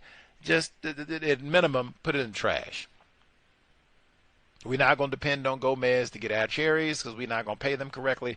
And we're not going to leave a mess for Gomez or Leroy to have to clean up. We're not going to lie and pretend like we're going to compost and recycle. We'll just throw it all in the trash. Throw it all in the landfill. We do our part to get it there quickly. Woo! Hypocrisy, crowning jewel of the system of white supremacy. Neutralizing Workplace Racism. Much obliged. Irie forgot the toilets. The number again, 720-716-7300. The code 564943 pound. Press *61 if you would like to participate. Is that my phone? Oh, that is my phone. Oh, no, that's kind of, I think that might be one of those, let me see. Amber Alert. Oh, it is. Amber Alert. Okay, so 3-year-old female, orange shorts, orange jacket, taken in stolen vehicle. That's crazy. Volkswagen Atlas. That's crazy. I hope this wasn't a little black child. Okay, 3-year-old, Seattle area. If we have listeners, Amber Alert. Stolen from while in a vehicle. That's wow. That's wow. I don't even know what to say to that. Anyway, glad I got that on the record since I've been talking about how dangerous Milwaukee is. Wow, I don't remember a child being stolen in a vehicle while I was in Milwaukee. Hopefully, non-white children are safe. That was not a non-white child being stolen. Lost my train of thought. Anyway, Neutralizing Workplace Racism, number 720-716-7300, the code 564943, pound, press star 61 if you would like to participate. The email untiljustice@gmail.com. untiljustice@gmail.com. No spectating. Like I said, we have folks you figured out, tips to share, and or if you've had difficulties, July 4th pranks on the job. They got a few leftover firecrackers and they had to surprise Leroy. Let us know. Or if they've had those tacky like summertime employee picnics, because I know that was a big too. I've had to attend one or two of those. Those can be trifling affairs as well, because they have liquor. Sometimes you might even have to do a sporting activity with your coworkers and such. Let's see. I did want to share as well. No spectating, but share as well. The Washington Post had a report this week about the federal workers, and I've been talking about that all year, new administration and all that with Doge, even though Elon Musk parted ways. All of those cuts and anxiety with federal employment continues, and we're almost at the end of the year now. It's now on 2026. This was in the Washington Post yesterday. Federal workers fear Trump will fire them after court ruling. We are toast. Direct quote. Some federal workers cried. Some shook their heads and began updating their resumes. Now, I always say that, second one, effing it, especially if you think, they are coming for Leroy. Update that resume, Leroy. And really, all of us should keep our resumes, Somebody shouldn't be you haven't updated your resume in a year. Like, that should not be. Even if you're in that category I mentioned before, like, they never mistreat you. They call you by your correct name. You get brilliant, performance evaluations all the time. Hey, any victim of racism could be fired at any moment as long as the system of white supremacy exists. It just, in my opinion, it should not be. I haven't looked at or updated my resume in, years. Even if things are going that well, your resume should reflect all of your accomplishments. That means you've been getting great reviews and raises and promotions and all that good stuff. Updates. Minimum. Even if it's, I'm not updating because I'm leaving. I'm just updating. Like, look at that. Bang, bang. I done came up. Boom, boom, boom. If I ever do have to use this, boy, I'm going to be shining. That's the way. If something does happen, I don't have to go in and sweat and, I ain't looked at this in 10 years. No. I've been putting in all of my accomplishments and awards and everything. I've been updated, so it looks great. Update that resume. It continues. Others, including union leaders who vowed to fight, determined to hang on to government jobs that many took because they wanted to serve the American public. after the Supreme Court allowed President Donald Trump on Tuesday to sign a resume to resume firing government workers. Federal employees rushed to signal group chats and anxious phone calls trying to figure out what it meant for them. The court lifted a lower court order that had temporarily blocked the administration's plans to lay off thousands of federal workers, including at the State Department and the Social Security Administration, because the administration did not first consult with Congress, but few details were immediately available.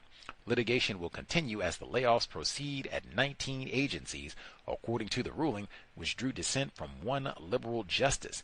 What does that mean? It marks the latest upheaval in a chaotic, there's that word again, confusing half-year of Trump-driven downsizing of federal departments, which spurred lawsuits and court-ordered halts, followed by still other court counter orders resuming the federal dismissals.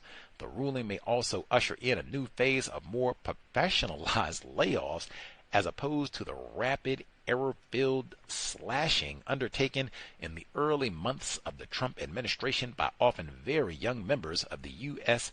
DOGE service, a cost-cutting team set up by billionaire Elon Musk. Musk has since departed government, and DOGE's influence has waned after the group's public image tanked.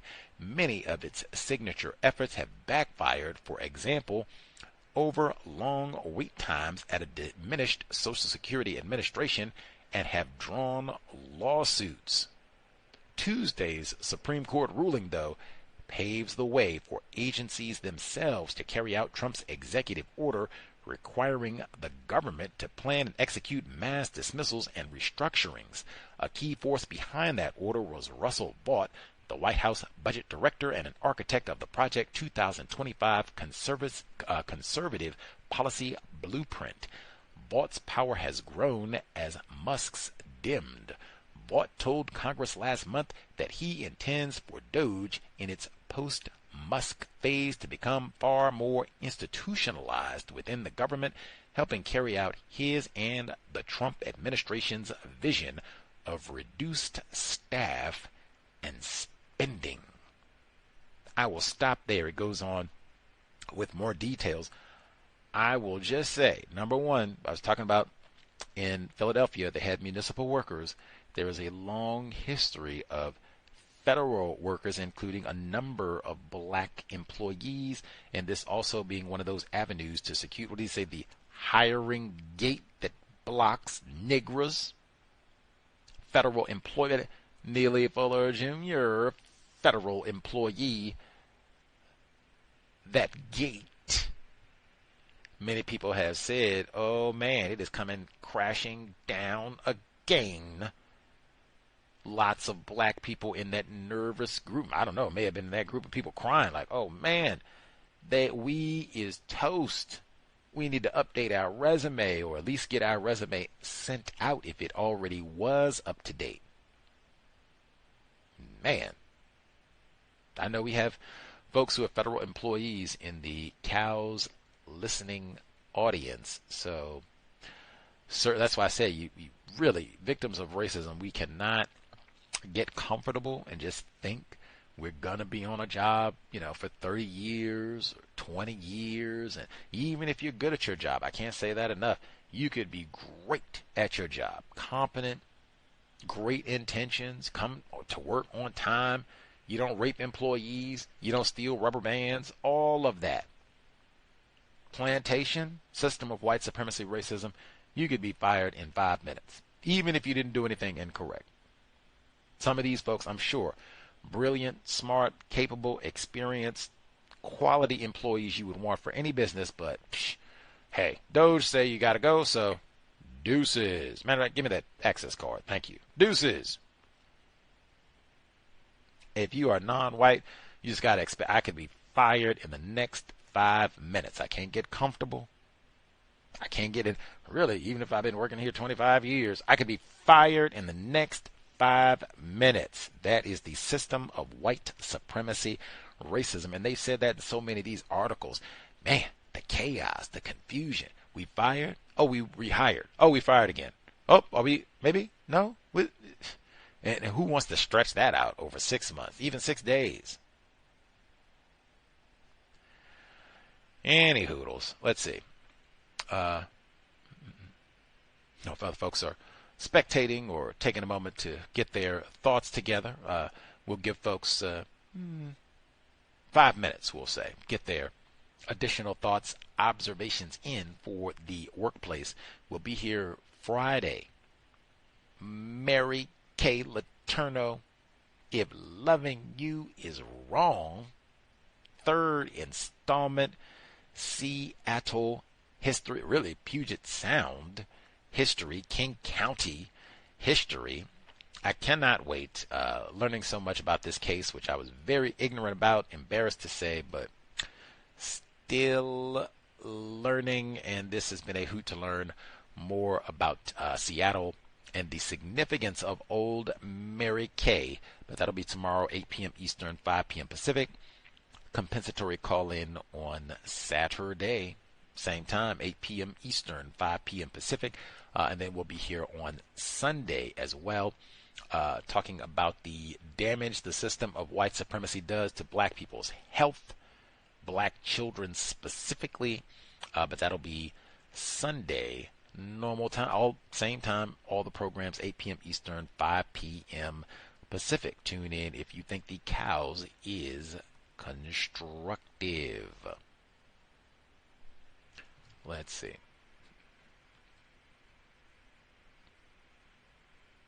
Making sure I didn't miss any extra emails as well. So look, see if other folks have hands. I say again, for the folks who are listening in, hopefully if you are being compensated in a just manner, you get all your performance evaluations done in a correct time, and they are sparkling.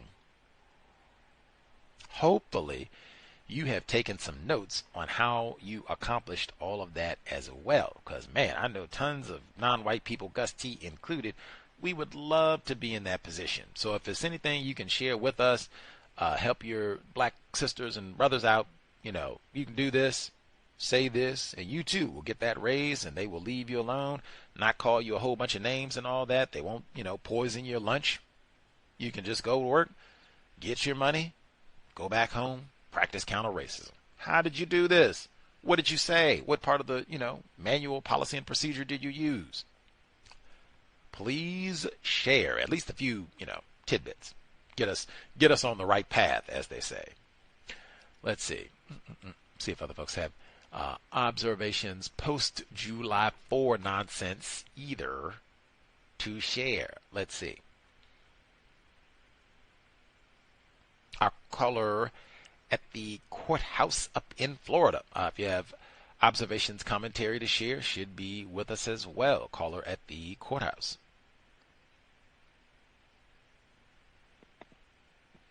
Yes, sir. May I be heard? Yes, sir. Yes, sir. Thank you very much, sir. Greetings to Gus, the host, the listeners and callers.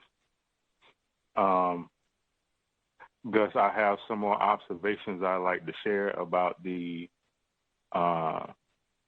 many of them seem to be the customer interactions, and I find that to be interesting and things that can help, at least for me, learn more about the system of white supremacy,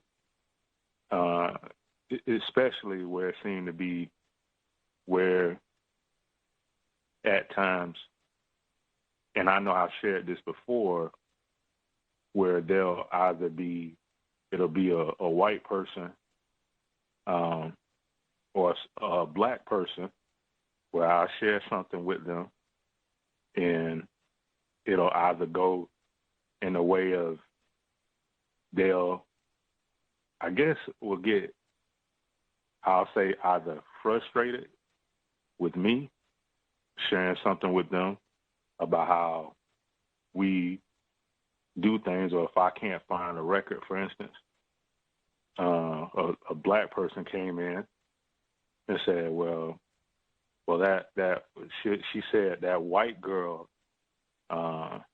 helped me with something, and that was the racist suspect that sits in the same area where I sit at, but she was away from the area at the time. So I think that was indicating with me that the black person didn't want to accept what I was sharing with her, that I couldn't find the record. And the white person, see what I've done before is I'll get the assistance of that white person to come over and help try to see if they can look for the record, and they couldn't find the record either. So it turned out that this person's record had gone through an expungement where we can't locate the record. We can't search for the record or anything. But that was another one of those occasions where I have to get the confirmation, I guess, from another source, usually someone white, after I've shared something with the customer. And with this time, it turned out to be where the record had been sealed, and the black person had to contact the expungement area, and it still ended up being a basic interaction, I guess, like nothing really gotten out of hand, I guess. But I wanted to share that because I guess the person thought that, well, this white person was going, she knows what she's doing. And apparently I don't. And then a white person would come in and they'll ask about an order or a judgment. And then I'll share with them. And they say, you sure isn't in it? Is there anything that you can't do there? I said, nope, we are only the record keeper, and we can only give you what we have on record. Then see, this white person goes to another white person, a coworker, and sometimes this other coworker, I think, is practicing racism. Sometimes, like barging in, white people will do that on people's jobs where they hadn't been asked anything for their opinion. They'll just be walking around and wanting to be nosy. But this time, this white person wanted to start a conversation, or just wanted to ask this white person, this white woman, about what I had just told this white guy. And she told him the same thing. And, they're kind of like laughing and,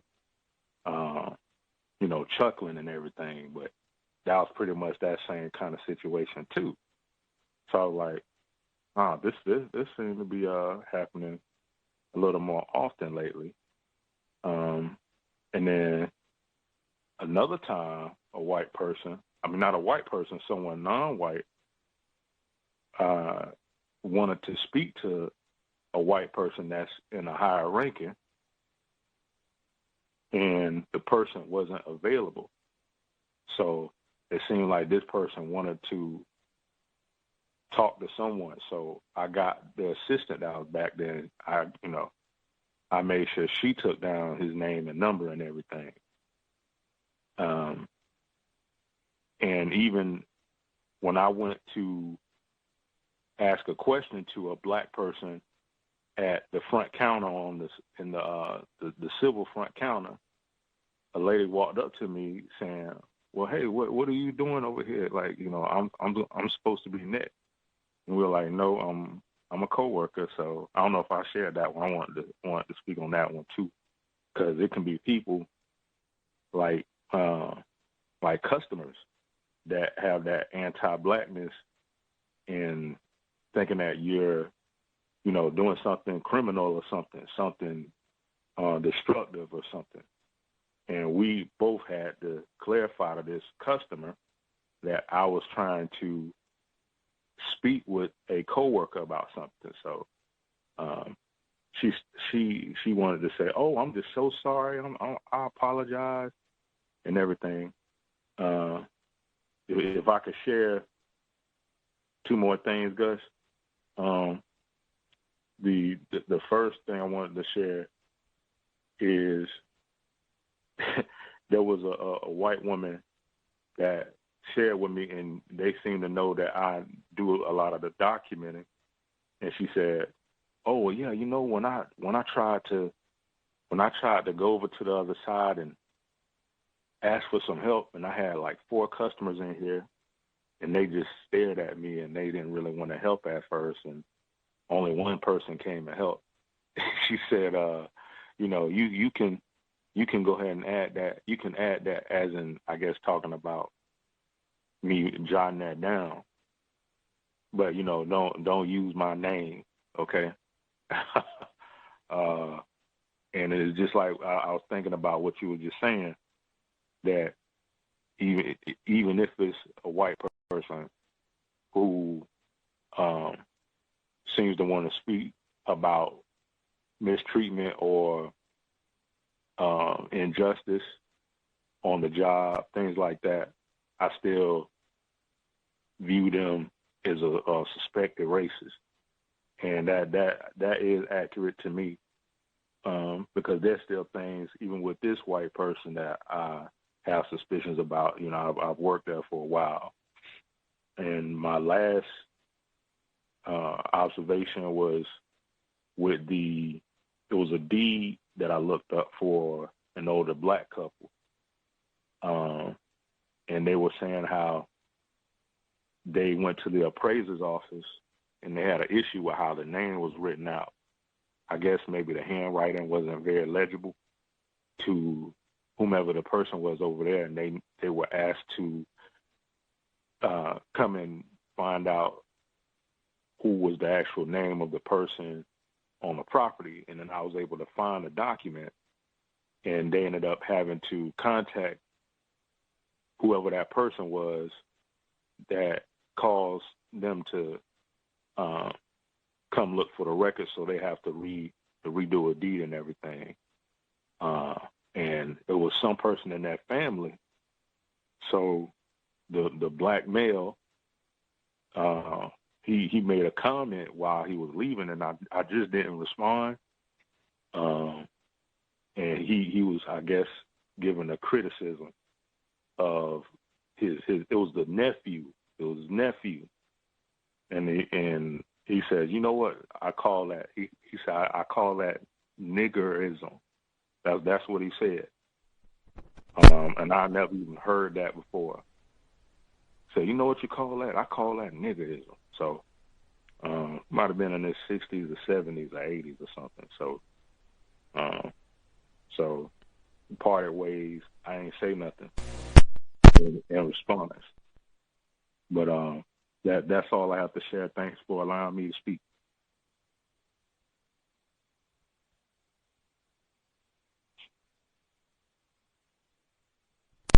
Wow.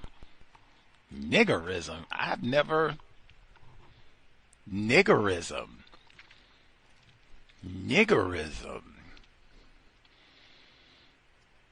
I don't, wow. Was his frustrations with you? I just want to get it correct. I guess the niggerism staggered me. Who exactly was he frustrated? Who was exhibiting niggerism? The person's name who was on the deed. So this is apparently the nephew in his family. So he was referring to him, I guess, causing the problem for them to go look for this record, and that's how he wanted to phrase it. Is, "You know what you call that? I call it niggerism." It was him and a black female. Wow.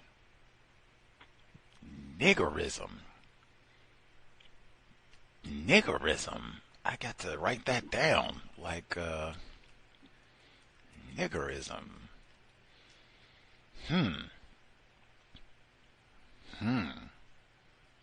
You don't think it could be racism, where the white people make it difficult to track these records and steal property from niggerism. Man. Woo! I have to ponder on that one for a little bit. Niggerism. See if has anybody else heard that? Niggerism. Niggerism.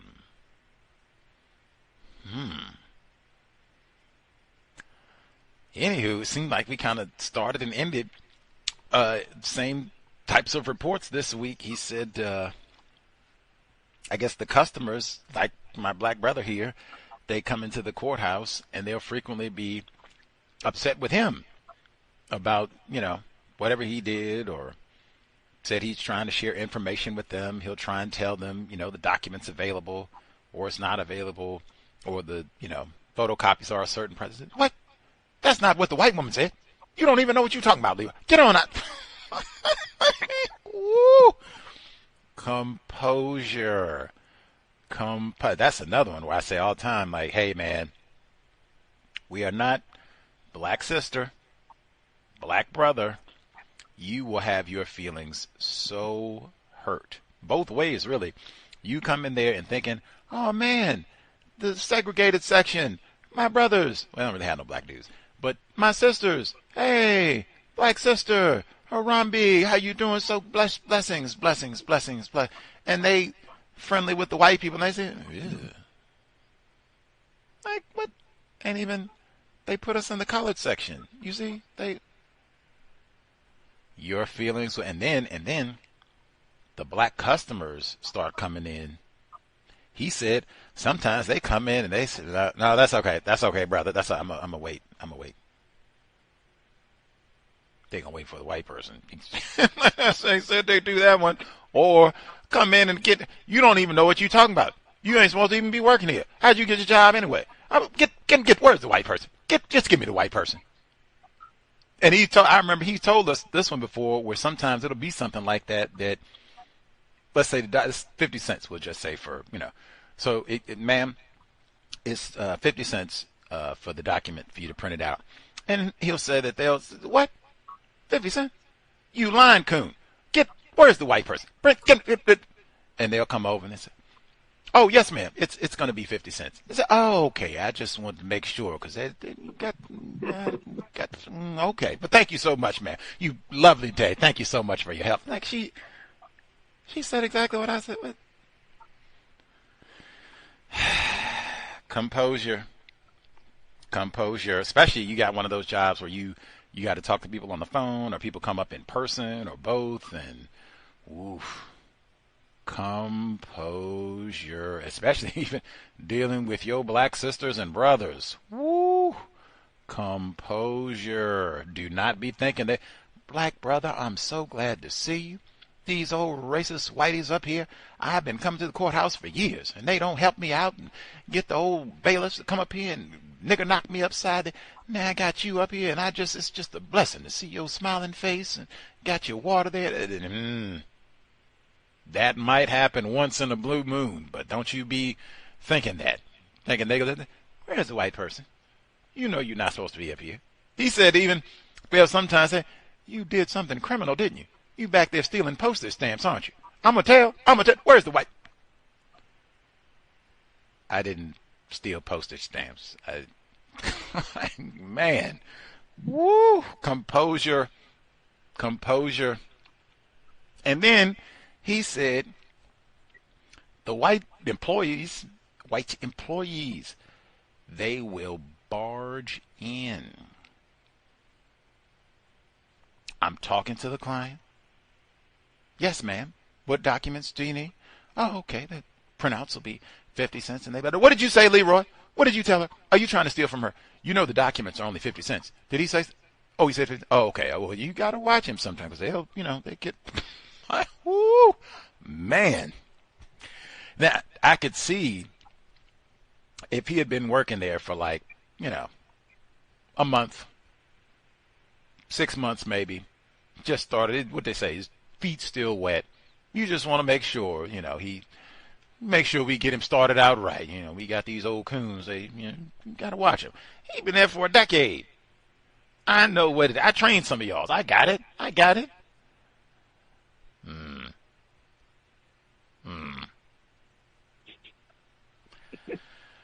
They got to go and verify. They'll take what he said. That's another one. Man, if you can talk to young people in advance, this is so common. We've heard this so many times, so many different fields. It can be the goofiest thing you can think of in the world. Like, remember McDonald's, old school? They used to have the dollar menu, right? So you could get like a cheeseburger for $1. It could be something that simple. So Leroy is up at the register, got his uniform on, name tag, spelled his name correct and everything. All right. How can I help you? What you need? I'm gonna get one cheeseburger. Oh, okay. It's $1. I don't know, Leroy. You trying to? Where's the white manager? Is Leroy? He said it's $1. You sure it's a? Like, good God, come on. That is so common. You cannot be insulted, surprised, going to get a white person to verify. And it can even be a white person who is like lesser. Let's say you're the manager. They'll go get like somebody that's your subordinate to verify what you said is accurate. Like, this person reports to me. We heard that from the young lady who wrote in. They do that all the time. I got to go and check in with Phoebe and all that. I don't report to Phoebe. Who cares what she says? Well, she's white, so. Yeah. Let's see.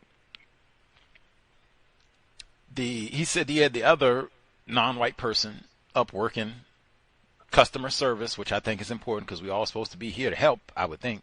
And he said, I guess they got busy or whatever, and the other white staff, they didn't want to help. WTF? Like, come on. Anything where we do customer service, job, isn't that what we get paid for? We're supposed to be civil servants. Like, hey, let's hurry up and get it all hands on deck. Nap. You got it. I'll let you, yeah. And I've heard that sort of thing before as well, where it'll be non-white people, white people, and even sometimes other victims. We will not step up that customer service type of a deal to assist. We'll just let them flounder, and if they have to take 5 hours and struggle through it, on you, brother, on you, sister, type of a thing. I've seen that. Did I hear that correctly, where you said you were talking about white people sometimes can be helpful, might even speak out against racism, but that doesn't mean, hey, they're still racist suspects, where it was a white person where they did point out incorrect behavior in the workplace. Might have even been racism, but they said, whoa, now, don't put my name on it. But they did point out that the incorrectness happened. Did it happen that way? Yes, sir. Like, it was a white woman. She was asked to help provide coverage in the segregated area, and I had came back from a morning break, and she stopped to share that with me and say, "Yeah, you know what? Go ahead and write that down, but don't use my name." You know what I mean? And said that another white person from the white side had came over, but she made it sound like it wasn't, like how they should do it right then and there. I guess had some time had went on or whatever, and this white woman, the FAMU orange on the FAMU orange shirt wearing white woman, so had came over and see, but that same white woman will do that barging in, like will be walking by or will try to talk to customers and will speak over either the co-workers where I'm at, and they'll even do it at times where I'm trying to assist someone. It can be a non-white person or a white person, and this person all the time is talking about their black boyfriend in jail.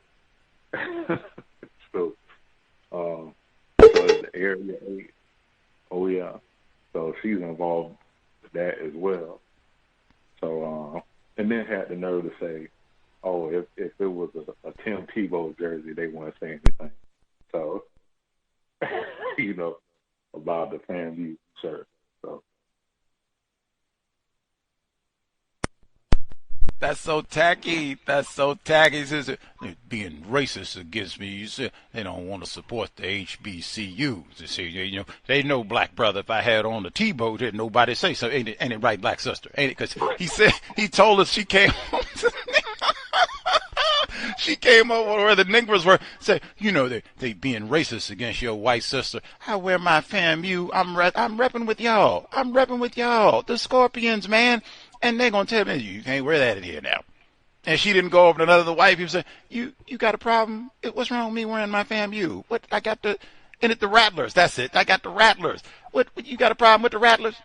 And she going to go ask all the black men and come back. If I was wearing Tim Tebow, it'd be all right. Come on. And then say, white people, they ignorant about racism. And then Gus, this white person is, I think, even more dangerous, you know, because she made comments about I think I shared with you the term ebonics and things like that, and been around the other white people who will make comments or, you know, certain type of jokes or things like that.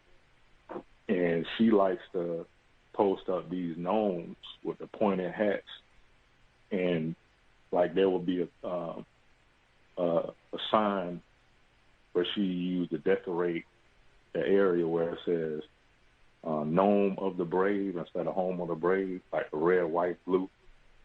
So it seemed like almost every kind of so-called holidays she's bringing out these gnomes. So, yeah. And she got the gnomes. Come on. I remember they had the these were customers now. He probably might have been some of the same customers who come to. You don't know what you're talking about. Give me a white. But he said some of the customers said, "Hey man, all these gnomes are racist. You got little Klan people all over the courthouse, and you know I don't even feel welcome here. If we can't do no DUI and we can't have kente cloth, and we don't need racist Klan gnomes all over the courthouse." I said, "What? Well, I'm gonna bring 5 more now. Report that now." And then they added more. What is that? Come on. Man, what does it mean to be classified as white? Even the young lady, he said, white lady, that he said she came over and acknowledged this is wrong. People should come, you know, and you meet chop, like what the hell? We at work. It's not like I'm coming out to help you wash your car, vacuum out your trunk. We trying to get, you know, serve the people. That's what we took this job for, allegedly. Hey, that didn't happen. We should, let's get on it. Let's get on, do our job. Why are we lollygagging? Why is it only the FAMU, you know, chick to come over late lollygagging? But, you know, don't put mine, you know. Now, even that same thing I've said before, too. White people cannot be ignorant about white supremacy racism. The great Neely Fuller Jr. quote, they will get in trouble with other white people. She knows that, and I'm sure she knows. He's been telling us about the clique for all these years. I'm sure she's very familiar with them. These white women, Warden Jr. and all of it, I'm not putting my reputation on the line for you, Negro. You know, it's wrong, and we should have helped got the customers out and all that, but got it. I logged that too. Like, see, what's the problem? I mean, it's true. I'm not lying. This did happen. We should be better. Let's get these customers out of here. What's wrong with reporting that? Gus, she'll make comments like that. She'll say that, and I'm like, you know, and it's repetitive almost. Like, what she'll say, Well, you didn't hear this from me, you know. Don't say I said it. and it just already came to me, you know. And I just continued to see her like that. And, you know, she older than me, been there longer and everything. And she'll make it sound like she is perturbed with other white folks on the job, but she still is showing it just by those reactions and making those kind of comments, like you mentioned, not ignorant about racism. Because I said, let me ask you something. Now, when they're doing these birthday luncheons and potlucks, do you think everyone gets the same kind of treatment? And she said that her response was, well, if they like you a little more, they'll do a little more for you. That's exactly what she said, and I just wrote it down as that. You know, if they like you a little more, that was how she replied. See, even that's vague. If they like you a little more, they'll do a little more for you. Does that mean? I mean, a little more like what? Do you get vacation day? Do you get to work from home? Do you get a $200 like gift card to Whole Foods? Like, what is a little more compared to? Man, if they don't like you as much, well, you ain't getting no $200 gift card to Whole Foods. Wait a minute. If it's going to be that wide of a disparity, I would rather not do it at all. Because, like, geez, we all come in here. That's how you end up with situations like that. We all supposed to chip in, all hands on deck, and then it doesn't happen. People got attitude about whatever and the clique and all this, and they come into the potluck and, dang, y'all got food piled up to the ceiling and hors d'oeuvres and champagne and flowers and cards. Now, the other week, it was Lakeisha's birthday, and we had a half-eaten bag of peanut M&Ms, and that's it. What is Lakeisha to think? I would rather not do it at all. Like, come on now. If we can't, and that's another one why I said, too, put all of that together so that way it doesn't matter. If you really like Jessica, you really like Monica, Lakeisha, we do them all at the same time. That way, everybody, whatever, you really do it up for that one event, so everybody doesn't it? Lakeisha think, wow, they went all out. No, Lakeisha, you just, whatever. But yeah, everybody part of the same. Okay, so right on Lakeisha. Yeah, okay. Next, we get to her. Let's get to Monica so we can get. Great. But we're not gonna do no tackiness, or we go all out for some shindig in the workplace. And I told you, there's something childish about all that anyway.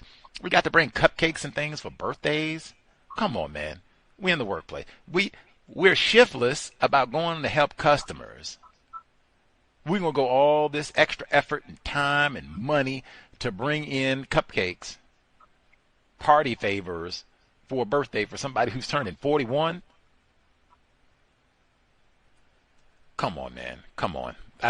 We can get rid of the birthdays, and that would also correct that problem.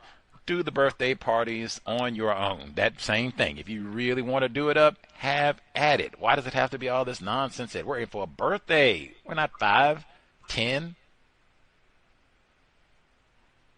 20 even. Come on. Much obliged. Composure. Say again, composure.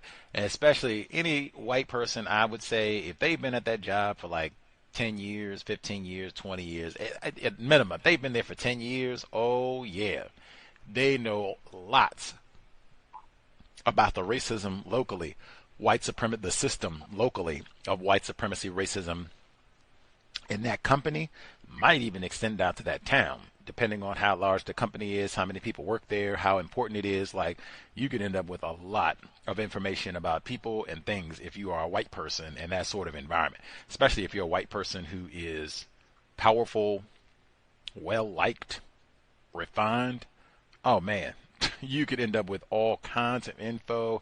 Can't get fired, just get transferred. You get ready to leave, you got an easy job in another county, like the warden and folks he talk about. They work there for 30 years, come back, visit, bring a souffle, kick it with their friends, swap racist jokes, scowl at him on the way out, come back, visit 6 months later. Any hoodles. At minimum, we'll be here tomorrow. Catherine Massey Book Club, Saturday for the compensatory call-in, and then Sunday, more medical apartheid, medical racism. But folks are all good for this here Thursday's Neutralizing Workplace Racism. We'll be back next Thursday. Again, let us know if anyone, I guess if they have a different opinion or experience about reporting when there are violations of policy and procedure. I'm of the opinion that should be reported immediately. They try to blame it on non-white people frequently, and a lot of times these violations are safety hazards, particularly for the safety of non-white people. I think they should be reported, and like I said, reported not in a spirit of someone should be fired, or, this should be a write-up of some sort. More just, hey, if this is a problem, we can get it corrected. We can get it nipped in the bud before it gets too bad, before it becomes a big problem and kills somebody, or, that sort of thing. That's the spirit that we're reporting. Just, if it is a problem, let's get it taken care of so that nobody gets in trouble, namely me. That way, that's my thinking, and we can get back to being safe. And that helps with your reputation for being about policy and policy, procedure, and safety. Policy, procedure, and safety. That's something I'd want to be known for in the workplace, maybe in the workplace and beyond. Any hoodles. Tomorrow, Catherine Massey Book Club. Mary Kay, man, policy, procedure, and safety. There had to be all kinds of violations in the workplace of policy, procedure, and safety. For a grown 30-year-old white woman to be raping a non-white 12-year-old right here in Puget Sound. Policy and procedural violations for sure. Not safe. Mary Kay Friday. Cannot wait. Seattle history. Loving it. Really, American history, because this was a big story across the U.S., but for sure, Seattle 206 Friday. Can't wait. Some folks are satisfied. I don't see other hands or other emails. Some folks are good for this here week.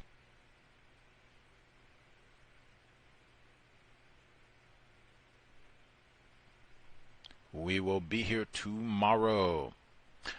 Take notes and let us know as we get through the summer in the workplace. If you are outside or someplace where they're having weather conditions, hydrate and speak up about the weather safety. Weather conditions might constitute the safety emergency for the summertime, depending on where you are geographically. Speak up about that. Water, say lots about that, because, man, people die around those heat emergencies, especially non-white people.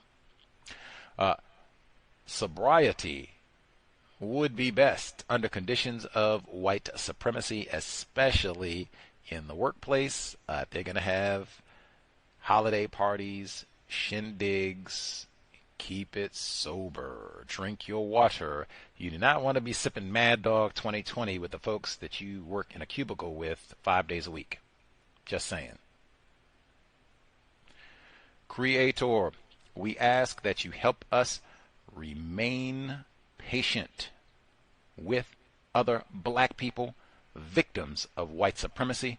We ask that you help us maximize our time and energy to replace white supremacy with justice.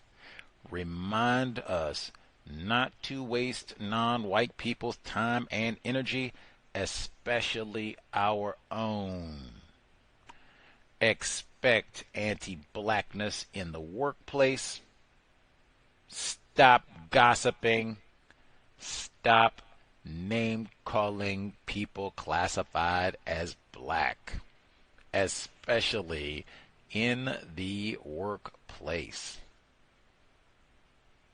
It has been time replace white supremacy with justice immediately. Cow signing out.